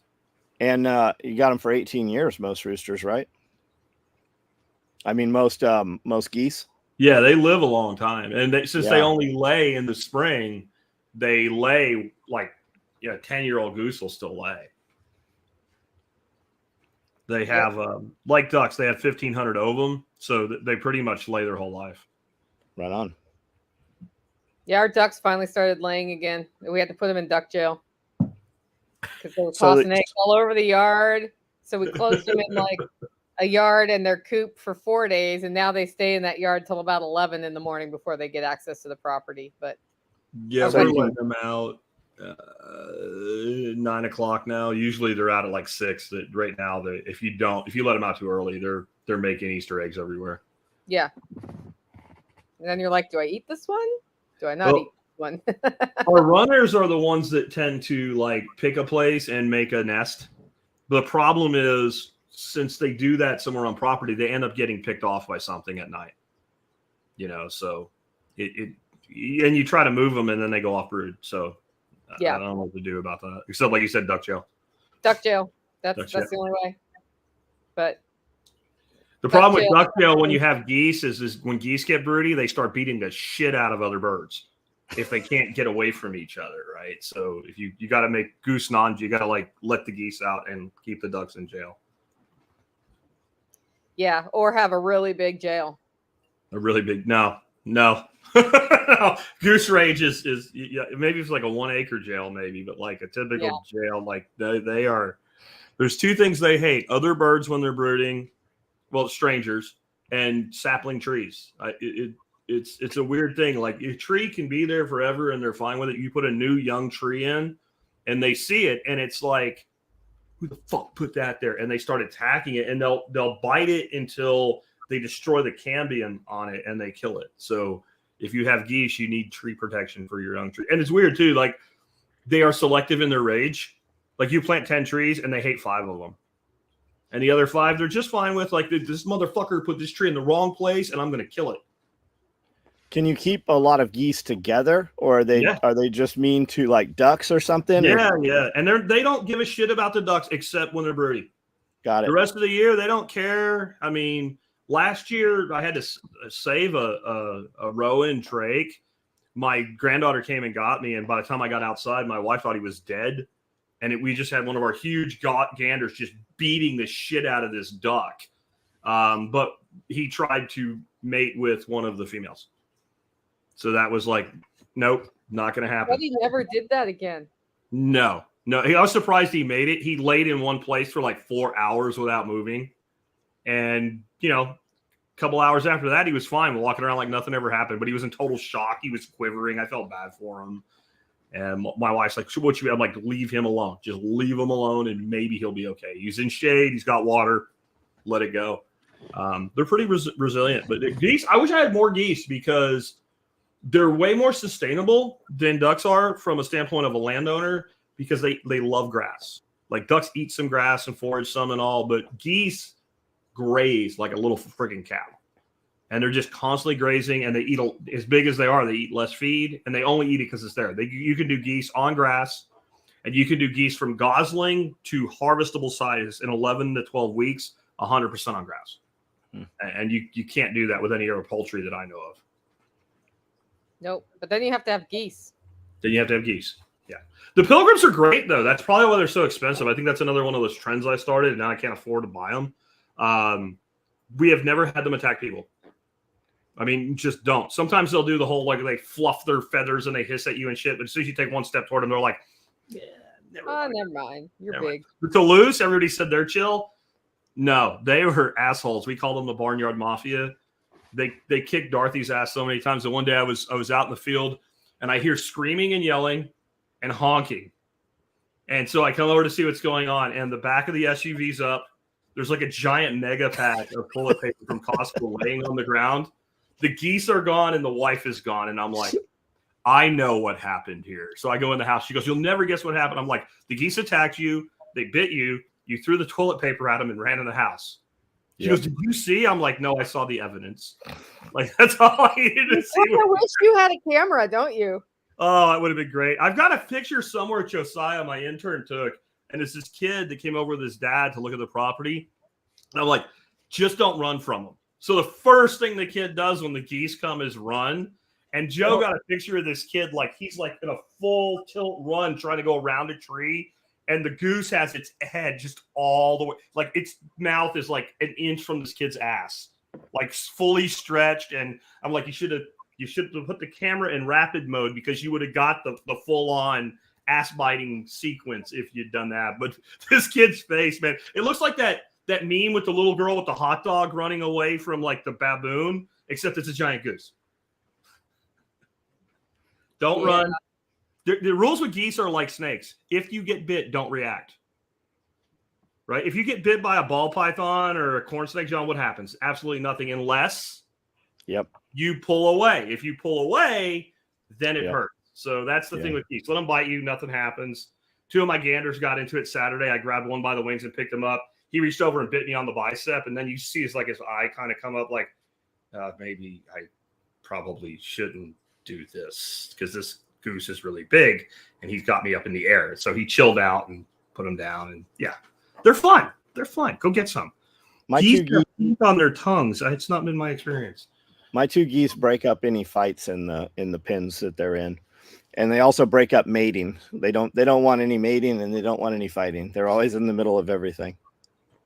That was my dog until recently. My Charlie's gotten to where he's really old now and he's just not doing anything. But any kind of like fighting or excessive breeding, he would just go out there and knock the shit out of him and he'd come back all fucking happy. Like, look what I did. Yeah, we call that the sheriff in our sheriff. Sage, my German Shepherd lab mix, she was the sheriff. She would break up any fight. And when she died, Chestnut took over the position of sheriff. Yeah. So cats that are growling at each other, separated. Yeah, all of it. I actually watched a dog in my yard yesterday walk up to the yard chicken and the yard chicken submitted, smelled the chicken's butt and walked on. And I was like, wow, I've never seen that. Usually the chickens run. Geese are terrorists. I like them. I'm telling you, like, people way overreact to them. If you have an aggressive goose flock, and I could never teach my wife this, which is part of why we got rid of that other breed, just get down on one knee and let them come after you. I'm not kidding. I'm not setting you up. I'm not doing a Siegler here. Just let them come after you. When they stick that head out, just smack them. Don't remember that the bird weighs 12 pounds and you are a 200-pound man. Do not like freaking King Kong Bundy smack Hulk Hogan down him. And it takes about 3 times of that head coming out and getting smacked, and they're like, "Yeah, I'm not going to do this anymore."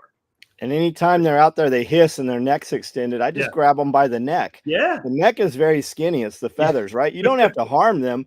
Pick them up. They don't want to be picked up. They will stop doing that. If they're running past you and you reach up and grab them like this under the chin, they just lock up. Yep. If you do that when you're in front of them, though, there's about a 50% chance they're going to wing beat you in the face. And I'm telling you, the amount of force a 12-pound bird can exert with its wings into your nose is impressive. It's not going to lay you out or anything, but it may give you a bloody nose. You only make that mistake once. I know that from processing turkeys. Oh, yeah. Yeah. Oh, there she goes again.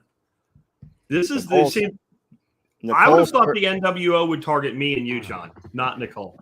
Man, Nicole's turkeys were big. We went to a turkey processing last year. Yeah. And Amanda did our turkey, and those turkeys were enormous that she had. Yeah. Yeah. She did the broad-breasted because that's what I've always done. They're huge. They were the white ones, the big white birds. The broad-breasted whites. Yeah. I do the bronze, but they're the same size. They're biggest one we ever did, dressed carcass weight, 56 pounds. Man, 56 pounds. And the freaking necks were like my forearms. Like the neck was a meal for my wife and I. A neck. Turkeys are so pretty, man. And if you have a couple of if you have a couple of males out there, when you clap, they'll just think, or if there's a gunshot, they always gobble. They gobble. Yep. We also had, like, with the broad-breasted, the gobblers would fight, and they would eat that, not the waddle, the thing that comes off the nose. Once that would grow, they would grab each other's and just start pulling on it, and they'd be pulling each other's heads to the ground, and it would, and you're like, that can't be good. But nothing really ever came of it. So yep, we would come in after a big thunderstorm, and we would always have a gobbler that was dead. I swear they get struck by lightning or something. There's no rhyme or reason to it, but big thunderstorm, dead turkey pretty frequently. I don't know what was killing them. It has to be lightning or something. I don't know what was doing it. I've never had any of them die like that. We did have one year, we had like a Jack the Ripper gobbler, and he was killing other birds in his flock, including hens. Like, we finally figured out who he was because we caught him, and he had, like, it looked like a hawk attacked the back of this hen, and it was him. He was on her just trying to kill her. So he graduated early that year. Unfortunately, so did the hen, because she was so damaged that he just couldn't do it. I've got a place about 45 minutes from here that I get my processing done at. They do my turkeys for $8 a bird. I will totally pay them $8 a bird to process 50-pound turkeys. I'm not doing it. Yeah. It's too much work. It's amazing, though. Like, we'll throw 3 in a big dog crate, and it takes 2 grown men to put them in the truck. That's how big the freaking things are. If a bird's 60 pounds carcass weight, or even 50 pounds carcass weight, live weight's probably at 70 pounds. 3 of them, they're looking at around 200 pounds. Like, it's the easiest meat. If you want the easiest meat you will ever raise, broad-breasted turkeys. They're no work except you put a lot of feed into them. When they get, like, in that last 60 days as you're finishing them, they plow through that. Like, they're like vacuum cleaners. I wonder what happened to Nicole. She's gone. It's just that thunderstorm, probably. Just weather. Oh, yeah, that's right. She said she's got a storm there. Let's see if we got any other. Okay, here you go, John. You can beat somebody up. How do I start a greenhouse kit business when I wonder why anyone pays thousands to Costco for cheap shit? We'll be including hail shields. So I don't know, man. I would tell you to look at Farmer's Friend and see what they're doing. There's some really good greenhouse companies. I met a man that builds greenhouses. I can't remember the name of his company, at Kentucky Sustainable Living Show. Super cool dude. I have a Farmer's Friend here. They put it on a pallet. We pulled it out with a fork, and 2 guys put it up in 6 to 8 hours one afternoon. I don't really know, man. I don't know. He sounds like he wants to make them, though, for people. That's what I think too. And if somebody's paying $1,000 for those, what are you gonna sell yours for? Whatever number you have in your head, you're probably not charging enough. If you can only make 5, charge more and sell to higher end clients or clients with more money. Yeah. I mean, I think, like, greenhouses, if you want to go in that business, you need to be at a different level if you want to actually make it something that's going to make you money in a real way and be anything more than, like, I guess if you can drop ship something or whatever, that somebody else has manufactured, put your name on it, that's fine. But if I was building them, I would be building like in-ground geothermal, something like that. There's a company out of Colorado. They build the highly insulated ones. They're only open in the front. You face them south. And they literally have like these reflectors. So you drop, there's like a shutter that comes up on the window at night, and you drop them down during the day so that they increase the amount of light in, because the light is not just coming in the window. It's actually bouncing off the shutter into the thing. And they have thermal batteries in them. So they have like a pipe that goes in the ground. And they have a vent really high up in the greenhouse and one really down low in the greenhouse. And so all summer long, it sucks the heat out of the top and puts it in the ground. Yep. And then all winter long, it discharges the battery heat back into it. And they're growing tomatoes in, near Aspen in the middle of January. They still have their tomatoes growing in these greenhouses. So to me, something like that, or some kind of in-ground or something. And you can sell to poor people, you can sell to middle-class people, you can sell to rich people. And I think the more you have to do to deliver the product, the higher end the demographic you want to sell to is. If you want to sell to poor people, you want a grocery store model. You don't do anything, they buy your shit, you make 2%. And you want to sell the higher end customer is not going to nitpick it. He's not going to try to negotiate a price with you either. I would tell you to look at Rimmel, MRRIMOL. Check out Rimmel, check out Grower Solution, and check out Farmer's Friend. Farmer's Friend came up with one that can be flat packed. It's probably the lowest cost out there. And then you have options. We have a 50-foot, you can get 100. They even did some 25s. I know Curtis Stone was doing chickens all winter out in, 6-foot snow in this thing with wood mulch. And he had his chickens in there and then just kind of moved it over, and then actually planted in that area the next season. So, I mean, you have a lot of options. If you've got 100, you could build 250s out of that thing. It's just the plastic that skins it. And I've had our plastic on there for probably going on 5 years right now. So you have a ton of options. And that's what mine looks like on the left right there. I have the Gothic Arch. Yeah. And right here. I did the 2-foot high ride kit so that I could intentionally drive equipment through there if we needed to work on stuff out of the rain, if we needed to put people on cots in there, if we needed to use it for anything else. And man, that thing's great.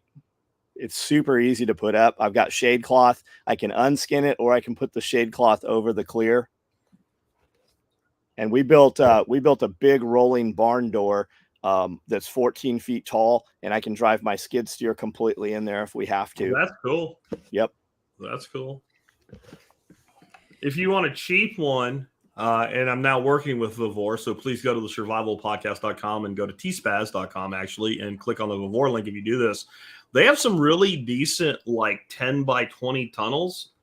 But the thing to do with those is go to YouTube and look up reinforcing Vivor greenhouse. Yep. And for $100 worth of lumber, you can take something that is pretty much junk and make it a badass greenhouse tunnel. Yeah, I would take those also. I have one that my quail sit in out here. I just have quail in racks inside there. And I would tell you, before you build that out, raise it up about 2 feet at least. Because I kind of, when I move to one side, I hit my head on that mesh. I have the chicken coop versions that they do. Just raise that up on some cinder blocks or rail ties and get it up. Same with a hoop house. If you're going to do a house out of cattle panels, like you're very limited, but we did them for years and years. And if you just raise them up about 24 inches, it makes it much more user-friendly. The big thing with any of the tunnels, though, even the more expensive ones, is making sure your skin is tight. Yeah. Because what kills them is ponding water. Yes. Water's 8 pounds plus a gallon, man. So you get 20 gallons in one spot, right? You've got 160 plus pounds. And then all you need is a little breeze. And it's like a big fat guy up on top of your tunnel, and it's gonna give in. Yeah, we did the Gothic Arch, so it sheds it, even ice. Like ice just comes right off in snow. And then we spaced them instead of the standard 5 foot. We had a 4 foot option, so we had extra purlons and stuff in there. And we have never had a problem with that thing at all. We had the cattle panel once completely collapsed, and then we stood them up and put 4x4s with 2x6s in there, and we went another 2 years with those. But that Farmer's Friend thing, man, and we get some real wind. Nicole can tell you, we've had like some real storms come through here. And I've got up in the morning, I'm like, there's no way that row house is there. And part of it has to do with orientation of it also. Yeah. And we have it running, the long edge is south facing. So it comes in, and it melts ice really well. It melts snow down. And when you go in there in the winter, man, it's 30 degrees warmer inside that thing in the day. And it literally is raining and it makes condensation and then rains and self-waters all the raised beds that I put in there through the winter.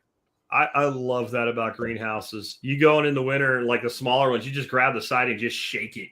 Yep. And then you just watered everything. And yourself. Awesome. Yeah. Yep.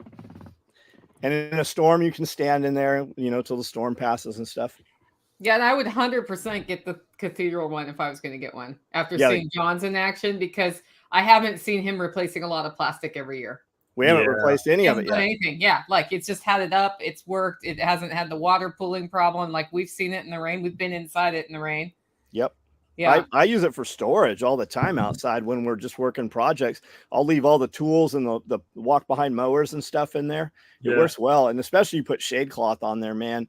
It's just like having a lean-to or something to store stuff if you're not growing in, which I don't grow in ground. NRCS will actually pay for, they'll reimburse you for a lot of that, but you have to grow in the ground. You can't have heated. There's a couple stipulations you have to do. You have to use cover crop seed. Yeah. If you go to my site, thesurvivalpodcast.com, and put in NRCS, we've had a couple different interviews with NRCS people, but I think it was Rob Avis I had on that talked about the grants and what you have to do to get them. And he put in like a $20,000 setup, and I think it cost him out of pocket like $4,000 by the time he got all the grants and everything. And the restrictions they put on you, you know, he said that no one ever came and checked. They signed off on it. You got to put cover crop down wherever you're not growing, and then you're supposed to do it for like 4 years. They can come anytime and check for 4 years, but he never saw anybody ever again. And they're not going to write you a check. You have to buy this thing. Write you a check out. Like, they're not going to help you buy it. You have to have when they money sign off at the end that you did everything, then you get your money. So you do have to front the capital. Absolutely. And those guys will come out and site survey. Like, they're actually very useful. They have a lot of knowledge for you. I'm going to say that NRCS is probably the least invasive species of United States bureaucracies.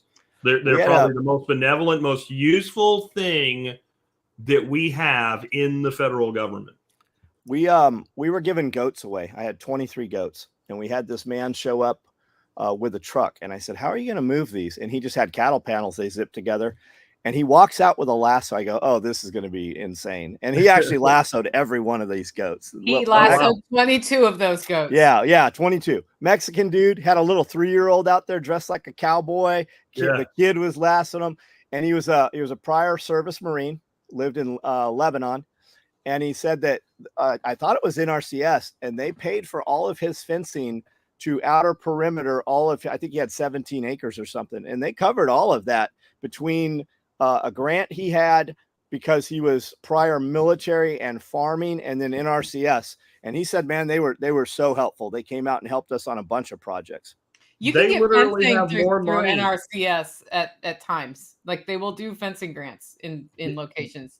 They have more money than they have people to give money to, because NRCS has some very stringent, like John was saying about the greenhouse. You can't have a greenhouse and grow in containers. You have to go and grow on the ground.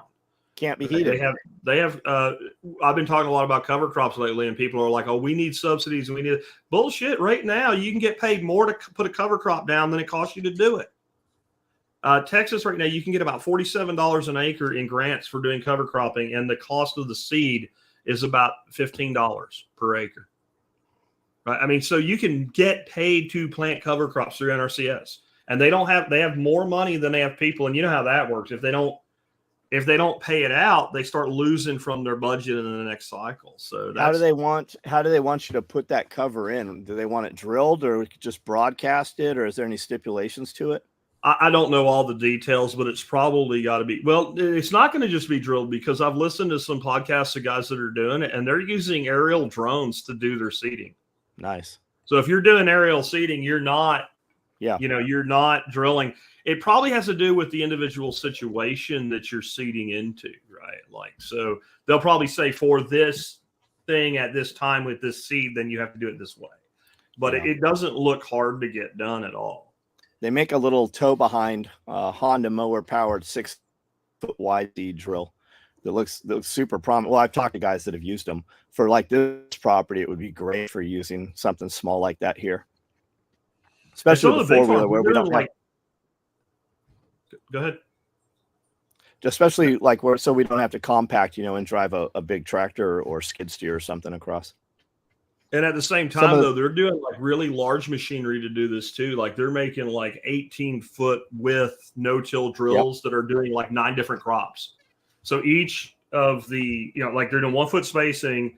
And so there's 18 discs, and each disc is capable of doing a different seed type. And maybe they're doing like a 4 or 6 species mix. And you look at it and we say we can't scale this, but they're using slightly modified equipment that they use for everything else commercial farming does.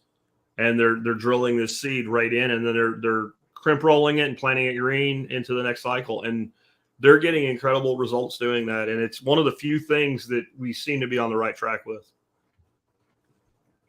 Which is good to be on the right track with something. Right. And it might be a little important. I like your segment about like capturing carbon that you did. Yeah. I think it was earlier this month or earlier last month. Yeah. And it was just like, hey, let's stop arguing about global warming and start talking about Put carbon Do in we the want to soil. get carbon out of the atmosphere? And if so, how do we do it? You know what really surprised me about that, Nicole, was the people that objected the most were not left-wing lunatics. They were right-wing lunatics Yes. that wanted to know how I knew there wasn't enough carbon there was too much carbon in the atmosphere. And I said, because we need more in the soil and there's only one place to get it.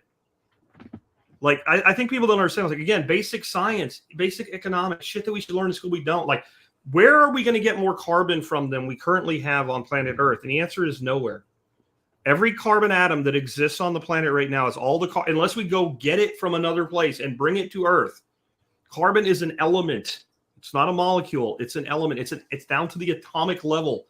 You can't make carbon unless you have a star, right? It's a fusion reaction to make carbon. Every molecule, every atom of carbon that shall ever exist on planet Earth, unless we go off-world and find it somewhere, is already here. So if you put, and our soil should have a carbon content of about 3%, and they're under 1%. So if we're going to increase the soil content of carbon to 3%, where are we going to get it if we don't get it from the atmosphere? And then they got really mad. They got really angry when I asked them that. I don't understand why people get so mad when you just simply ask a question and then they don't like the answer. You are challenging a belief system. Yeah. And I ain't worried about global, and I was very clear about that in that segment. Like, I'm not worried about global warming. But if you are, we have the same, and that's why if we're going to get some of this shit done, can't we find the places where our goals are actually the same? And the reason I think it's hard to do is I don't believe that the people on the global warming side of the debate, their agenda is actually to take carbon out of the atmosphere. I think it is to institute global governance, and I know it sounds conspiratorial, but give me another example. Like, you're 100% right. Prove me wrong with that, right? Like, what is your explanation when literally we could? This is a mathematical fact. If we took all the arable farmland that we're currently farming, not the stuff that we've abandoned, currently farming, and we increase the organic matter content, which is carbon, in that soil to 2%, which would be optimum for farming, by the way, we would remove 100% of the carbon from the atmosphere that humans have produced in the last 100 years. 100 years of carbon just by putting 2% organic matter in the soil. If that's the case, and if you actually care about what you say you care about, why wouldn't we do that? Give me one good reason not to do that. And there isn't one. So then I'm left with, you actually want your communist socialist agenda, and you want your transgenderism or whatever, and you don't actually care about what you say you care about, because who couldn't get on board with that? Well, how do you stay in power? You establish carbon credits, and then you buy and sell credits so that you, the person running the thing that people have to buy, acquire carbon credits from other people who are then not allowed to do what they need to do to survive. And then they're beholden to you to buy the things they need to survive. Wherein, if we improve the soil, the other side benefit is we get healthier because we have better access to nutrition in our plants. So who loses if we do it? The people who control us. Yeah, want to control us. Let's not even go to government. Who loses industry-wise, right? Yeah. So the fertilizer industry loses. The herbicide industry loses.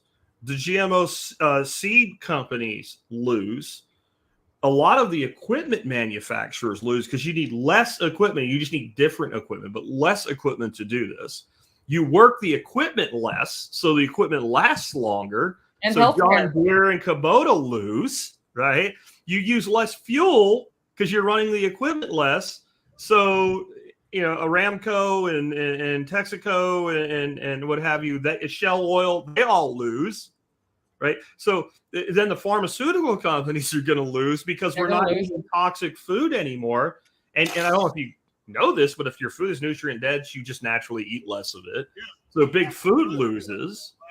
We don't need ethanol anymore. So big corn lose. Like, if you start making a list of all the people that lose before you even get to the WEF or the world governments of the world, whatever, like, there's this massive list. The universities lose. Right? You don't need a 4-year degree to understand and make this mix of cover crop and put it in your field. So we don't need the high level agronomy degrees and shit like that. Like, think about how much you have to make up bullshit to make somebody take 4 years to get a degree in how to grow food on a farm. You have to make up a lot of bullshit. You know, I love my niece, but she just graduated from A&M, very expensive school, with a degree in poultry science. She has a friend that was at her graduation that graduated a few years earlier. And after we left her graduation party, my wife turns to me and goes, "You and I know more about chickens and duck than they do." Like, if you just gave them 24 birds and said, take care of them on your land, they would have to start from zero. They don't know anything. They know how to formulate an antibiotic recipe. They know how to formulate a feed recipe, but they don't know actually how to take care of the animals in a natural environment. But how long does it take to teach somebody to take care of chickens and ducks, Nicole? A few weeks? Yeah, maybe 45 minutes. Dedicated, like, this is what you do 8 hours a day, right? I mean, you don't need 4 years to learn how to do this. So, but to throw them in a chicken CAFO with, you know, not proper ventilation and in their own poop, that's a different. It's harder to keep a chicken alive in that. Well, that's the domestication, right? Like, the least natural situation you put a living organism, the more chemicals you need to keep it alive and relatively comfortable. Like, if you take a child and put them in a classroom, you might need to give them Ritalin or Adderall or something like that so they'll sit still. Right. But maybe it's because a 7-year-old child is not supposed to sit still in a desk for 8 hours a day. Maybe that's just not a natural state for that living entity to be in. And then go ahead, John. It's lack of sunlight. It's lack of vitamin D. Yep. We used to go to school and have recess. And then at 10 something, you'd have recess. And then you'd have lunch, which was also recess. And then later in the day, you'd have recess or PE, where you're outside for 45 minutes. It's just the lack of sunlight. It's the lack of, using all that energy. So of course, those little boys are, bouncing around. And of course the teacher wants to sedate them. I mean, you have people right now in public school systems where they are giving children drugs and not even notifying the parents of the drugs. Yeah. That's one of the reasons my grandkids are not in public school. And oftentimes, you get it, I'll kill you. Like take your child. Take your child and decide that you want a 3-day weekend with your child every week, right? Somebody will knock on your door and you'll have to go to court. And if you continue to do it, you'll go to jail. But at the same time, you could have just been like, we're not doing your reindeer games. My kid no longer goes to your school. 100%. And that's how a lot of the things that people spend a lot of time pissing and moaning about, you could simply remove yourself from that system and just not participate in it. But John, I can't. That's the problem. I can't because reason. It's always, I wish I could do what you do, but you can. You just won't do what we did. So the other day, and I'm going to say it's not without sacrifice. Like, my wife and I could just fuck off every day if we weren't doing this for our grandkids right now. Like, our life would be so much simpler. But the other day I was out, I was taking care of some of the plants and stuff, and I had the dog with me, and my granddaughter is filling up the feeders. She's 8 years old, and I walked by her with the dog, and she just real sweet goes, "Hi, Belle," to the dog. And it's like 9:30 in the morning. And I'm like, okay, that right there is worth the whole fucking day. That kid is in that mode at 9:30 in the morning, instead of being told to sit down and shut up and listen to bullshit that they're never going to use. If you want an indictment of the public education system, Jeff Foxworthy did it with a TV show called Who Are You Smarter Than a Fifth Grader? The fact that you can get like a production engineer for Lockheed Martin who will get the wrong answer on a 5th grade science question, but the dude's making $250,000 a year running a team of 10 other engineers. He's not stupid. All you've done is just expose the fact that that little factoid was completely meaningless to a man who lives his life in science. So how much of that bullshit are they putting into your kids on it? And at least they used to at least do that. Now they're putting other bullshit like, using proper pronouns, which are not. I learned pronouns in high school. I'm sure you in grade school, and I'm sure you guys did too. Like he, she, it, right? Like they, right? Not z, them, or whatever other bullshit they made up. Like, I'm basically exactly your age, Jack, and we did learn that it was okay to learn to use a plural pronoun for somebody if you didn't know their gender. Huh. And they said it has become colloquially acceptable to do it, so you can do it. Is this when you were teaching or when you were a student? No, when I was a student. That's as long ago as me then. But that was, that was in the late 80s in high school in grammar class, 11th grade. So it was like 88. See, I always learned. I mean, this is the patriarchy speaking, default to the male. And then, if you didn't know. Well, we went through a PC language cycle in 1996, and I know this because I was teaching English as a second language, and people were very confused. And there was a whole thing you went through. You were supposed to go through about PC stuff, and I was at that time a communist-ish socialist person, so I totally taught it. And I look back on that, and I'm like, stupid. Like I was buying in. Like I know exactly how that got instigated through teachers, because I was one of those teachers. Well, it's the thing that the person is in charge, so you do what you're told, and that's just how society tends to work until people break free of that. Remember the experiment? I can't remember what it's called, but they did it like in the 60s, where they had people in a room, and the person that was the subject thought they were electrocuting the person in the room, and there's like a guy in a white coat, like a doctor, sitting next to him. And the guy's pretending to get electrocuted. And they literally get to the point where they tell him, now, if you do this again, you might kill him this time. But I want you to do it anyway. And something like 90% of people still press the fucking button. Right? I've seen other conditioning ones where like they have a medical office and a guy goes in, he thinks he's actually there for a medical appointment. Everybody else is in on the gag. And all of a sudden, like 5 minutes later, a bell goes off and everybody else stands up.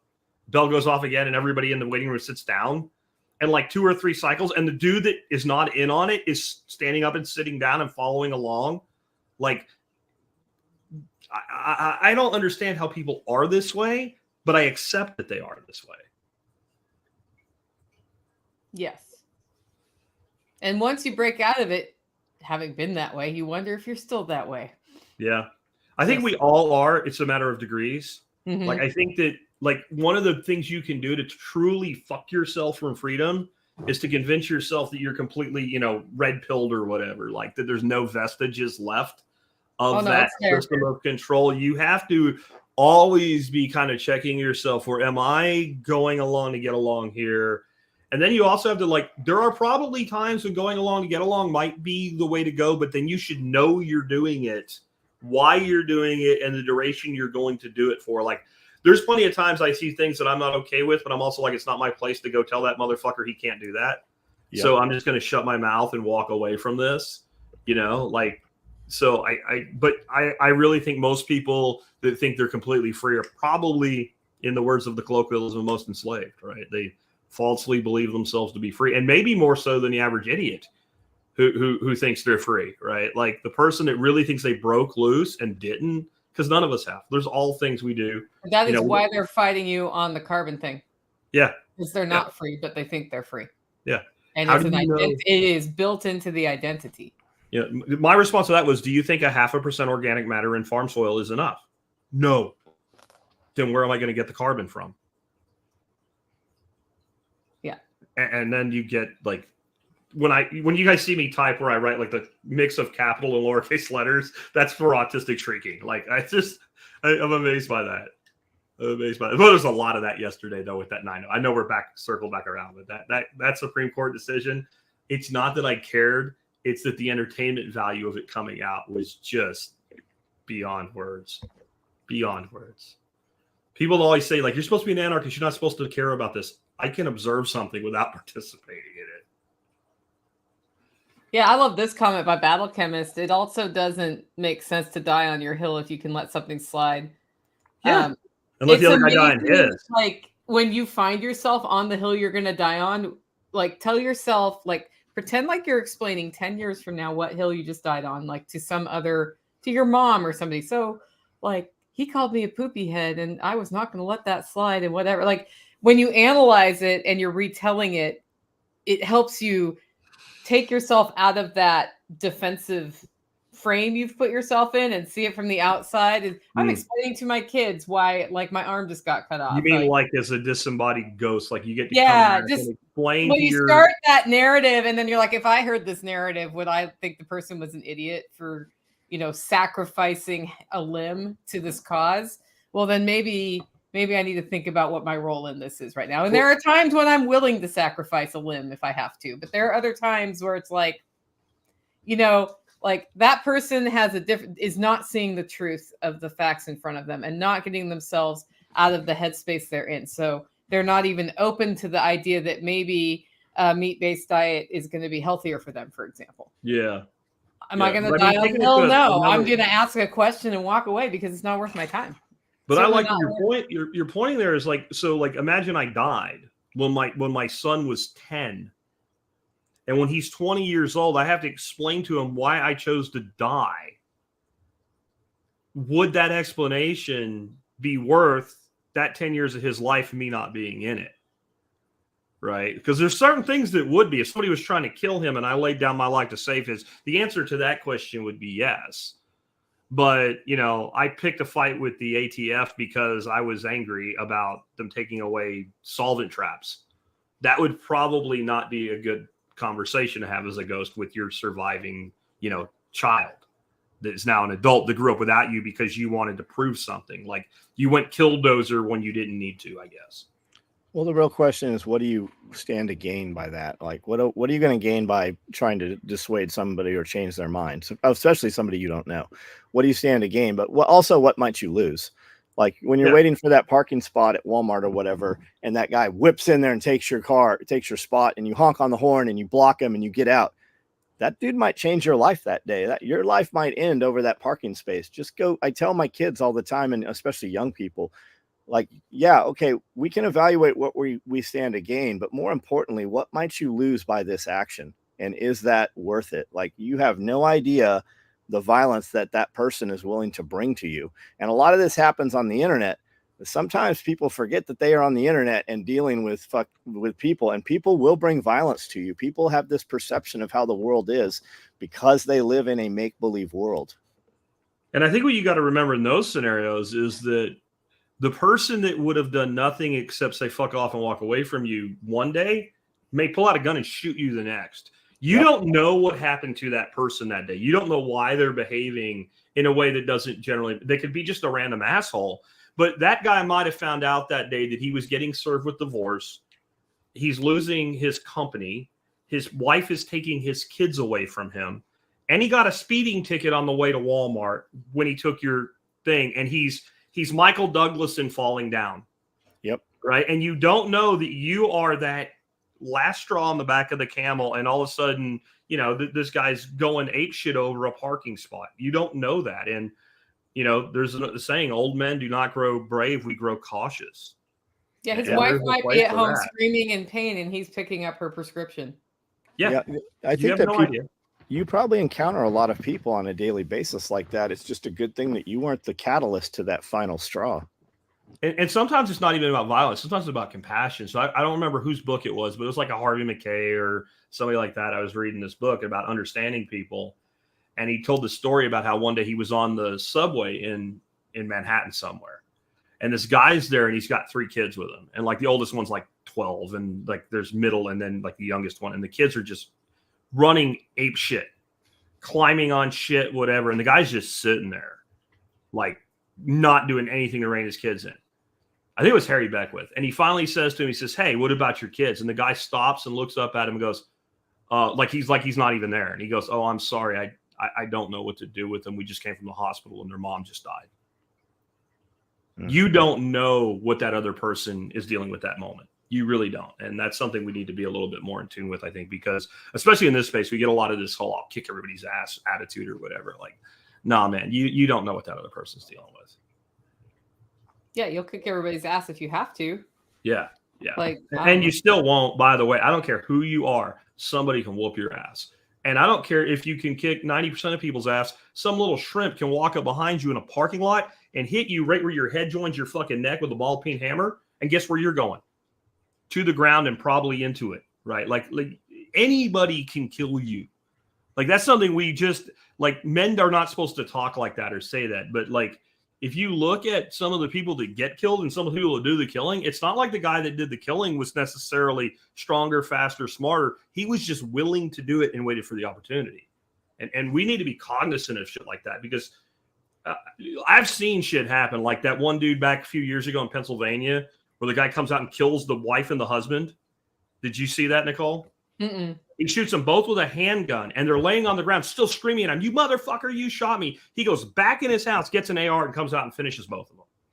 And they were fighting over snow shoveling. Oh, yeah. I guess I did see that. I didn't watch the video, but yeah, that's an example of a video I won't usually watch voluntarily. First rule of I know what happened survival. here. First rule of survival: wake up tomorrow. Like if you die, you failed, right? I mean, like, I guess we got kind of dark there, but whatever.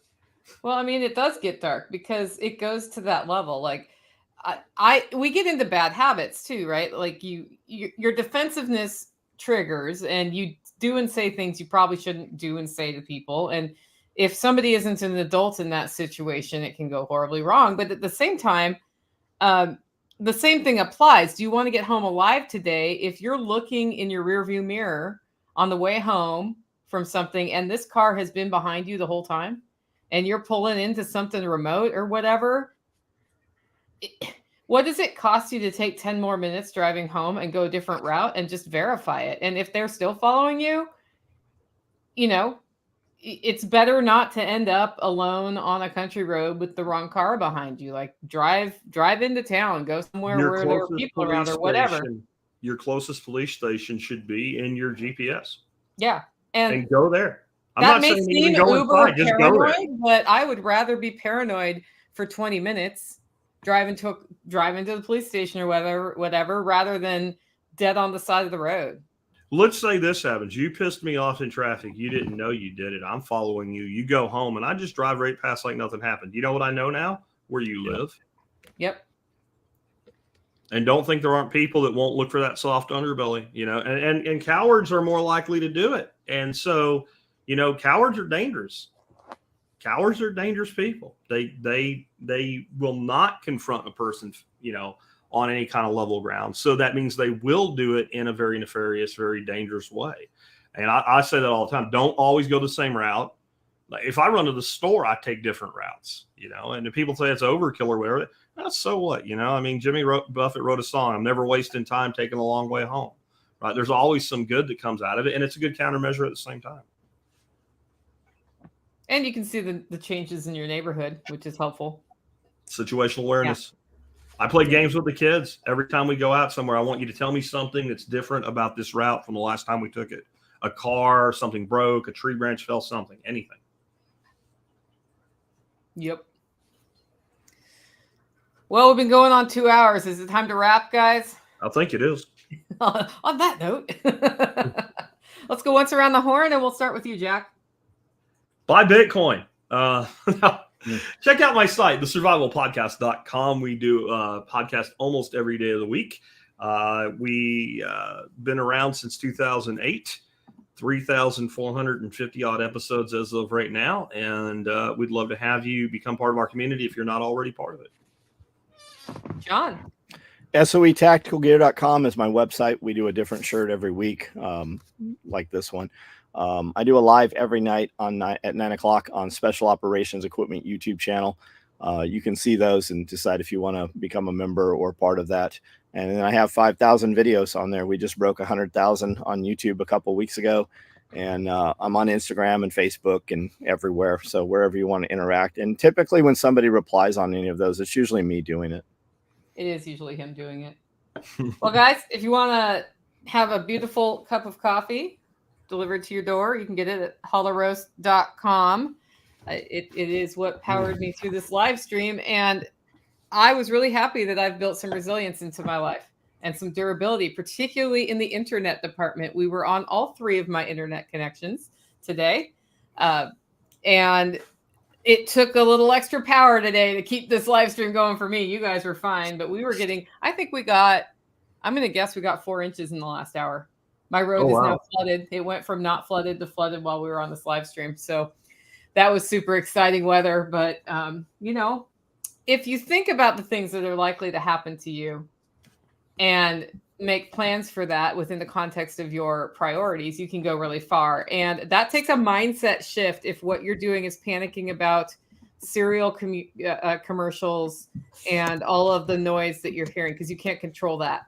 But you can control one thing, and that is yourself. If you want to get better at that mindset shift and meet people who love to work with you on that, consider going to the Self-Reliance Festival, April 6th and 7th. And it is also powered by Hollow Roast. We'll see you next Tuesday.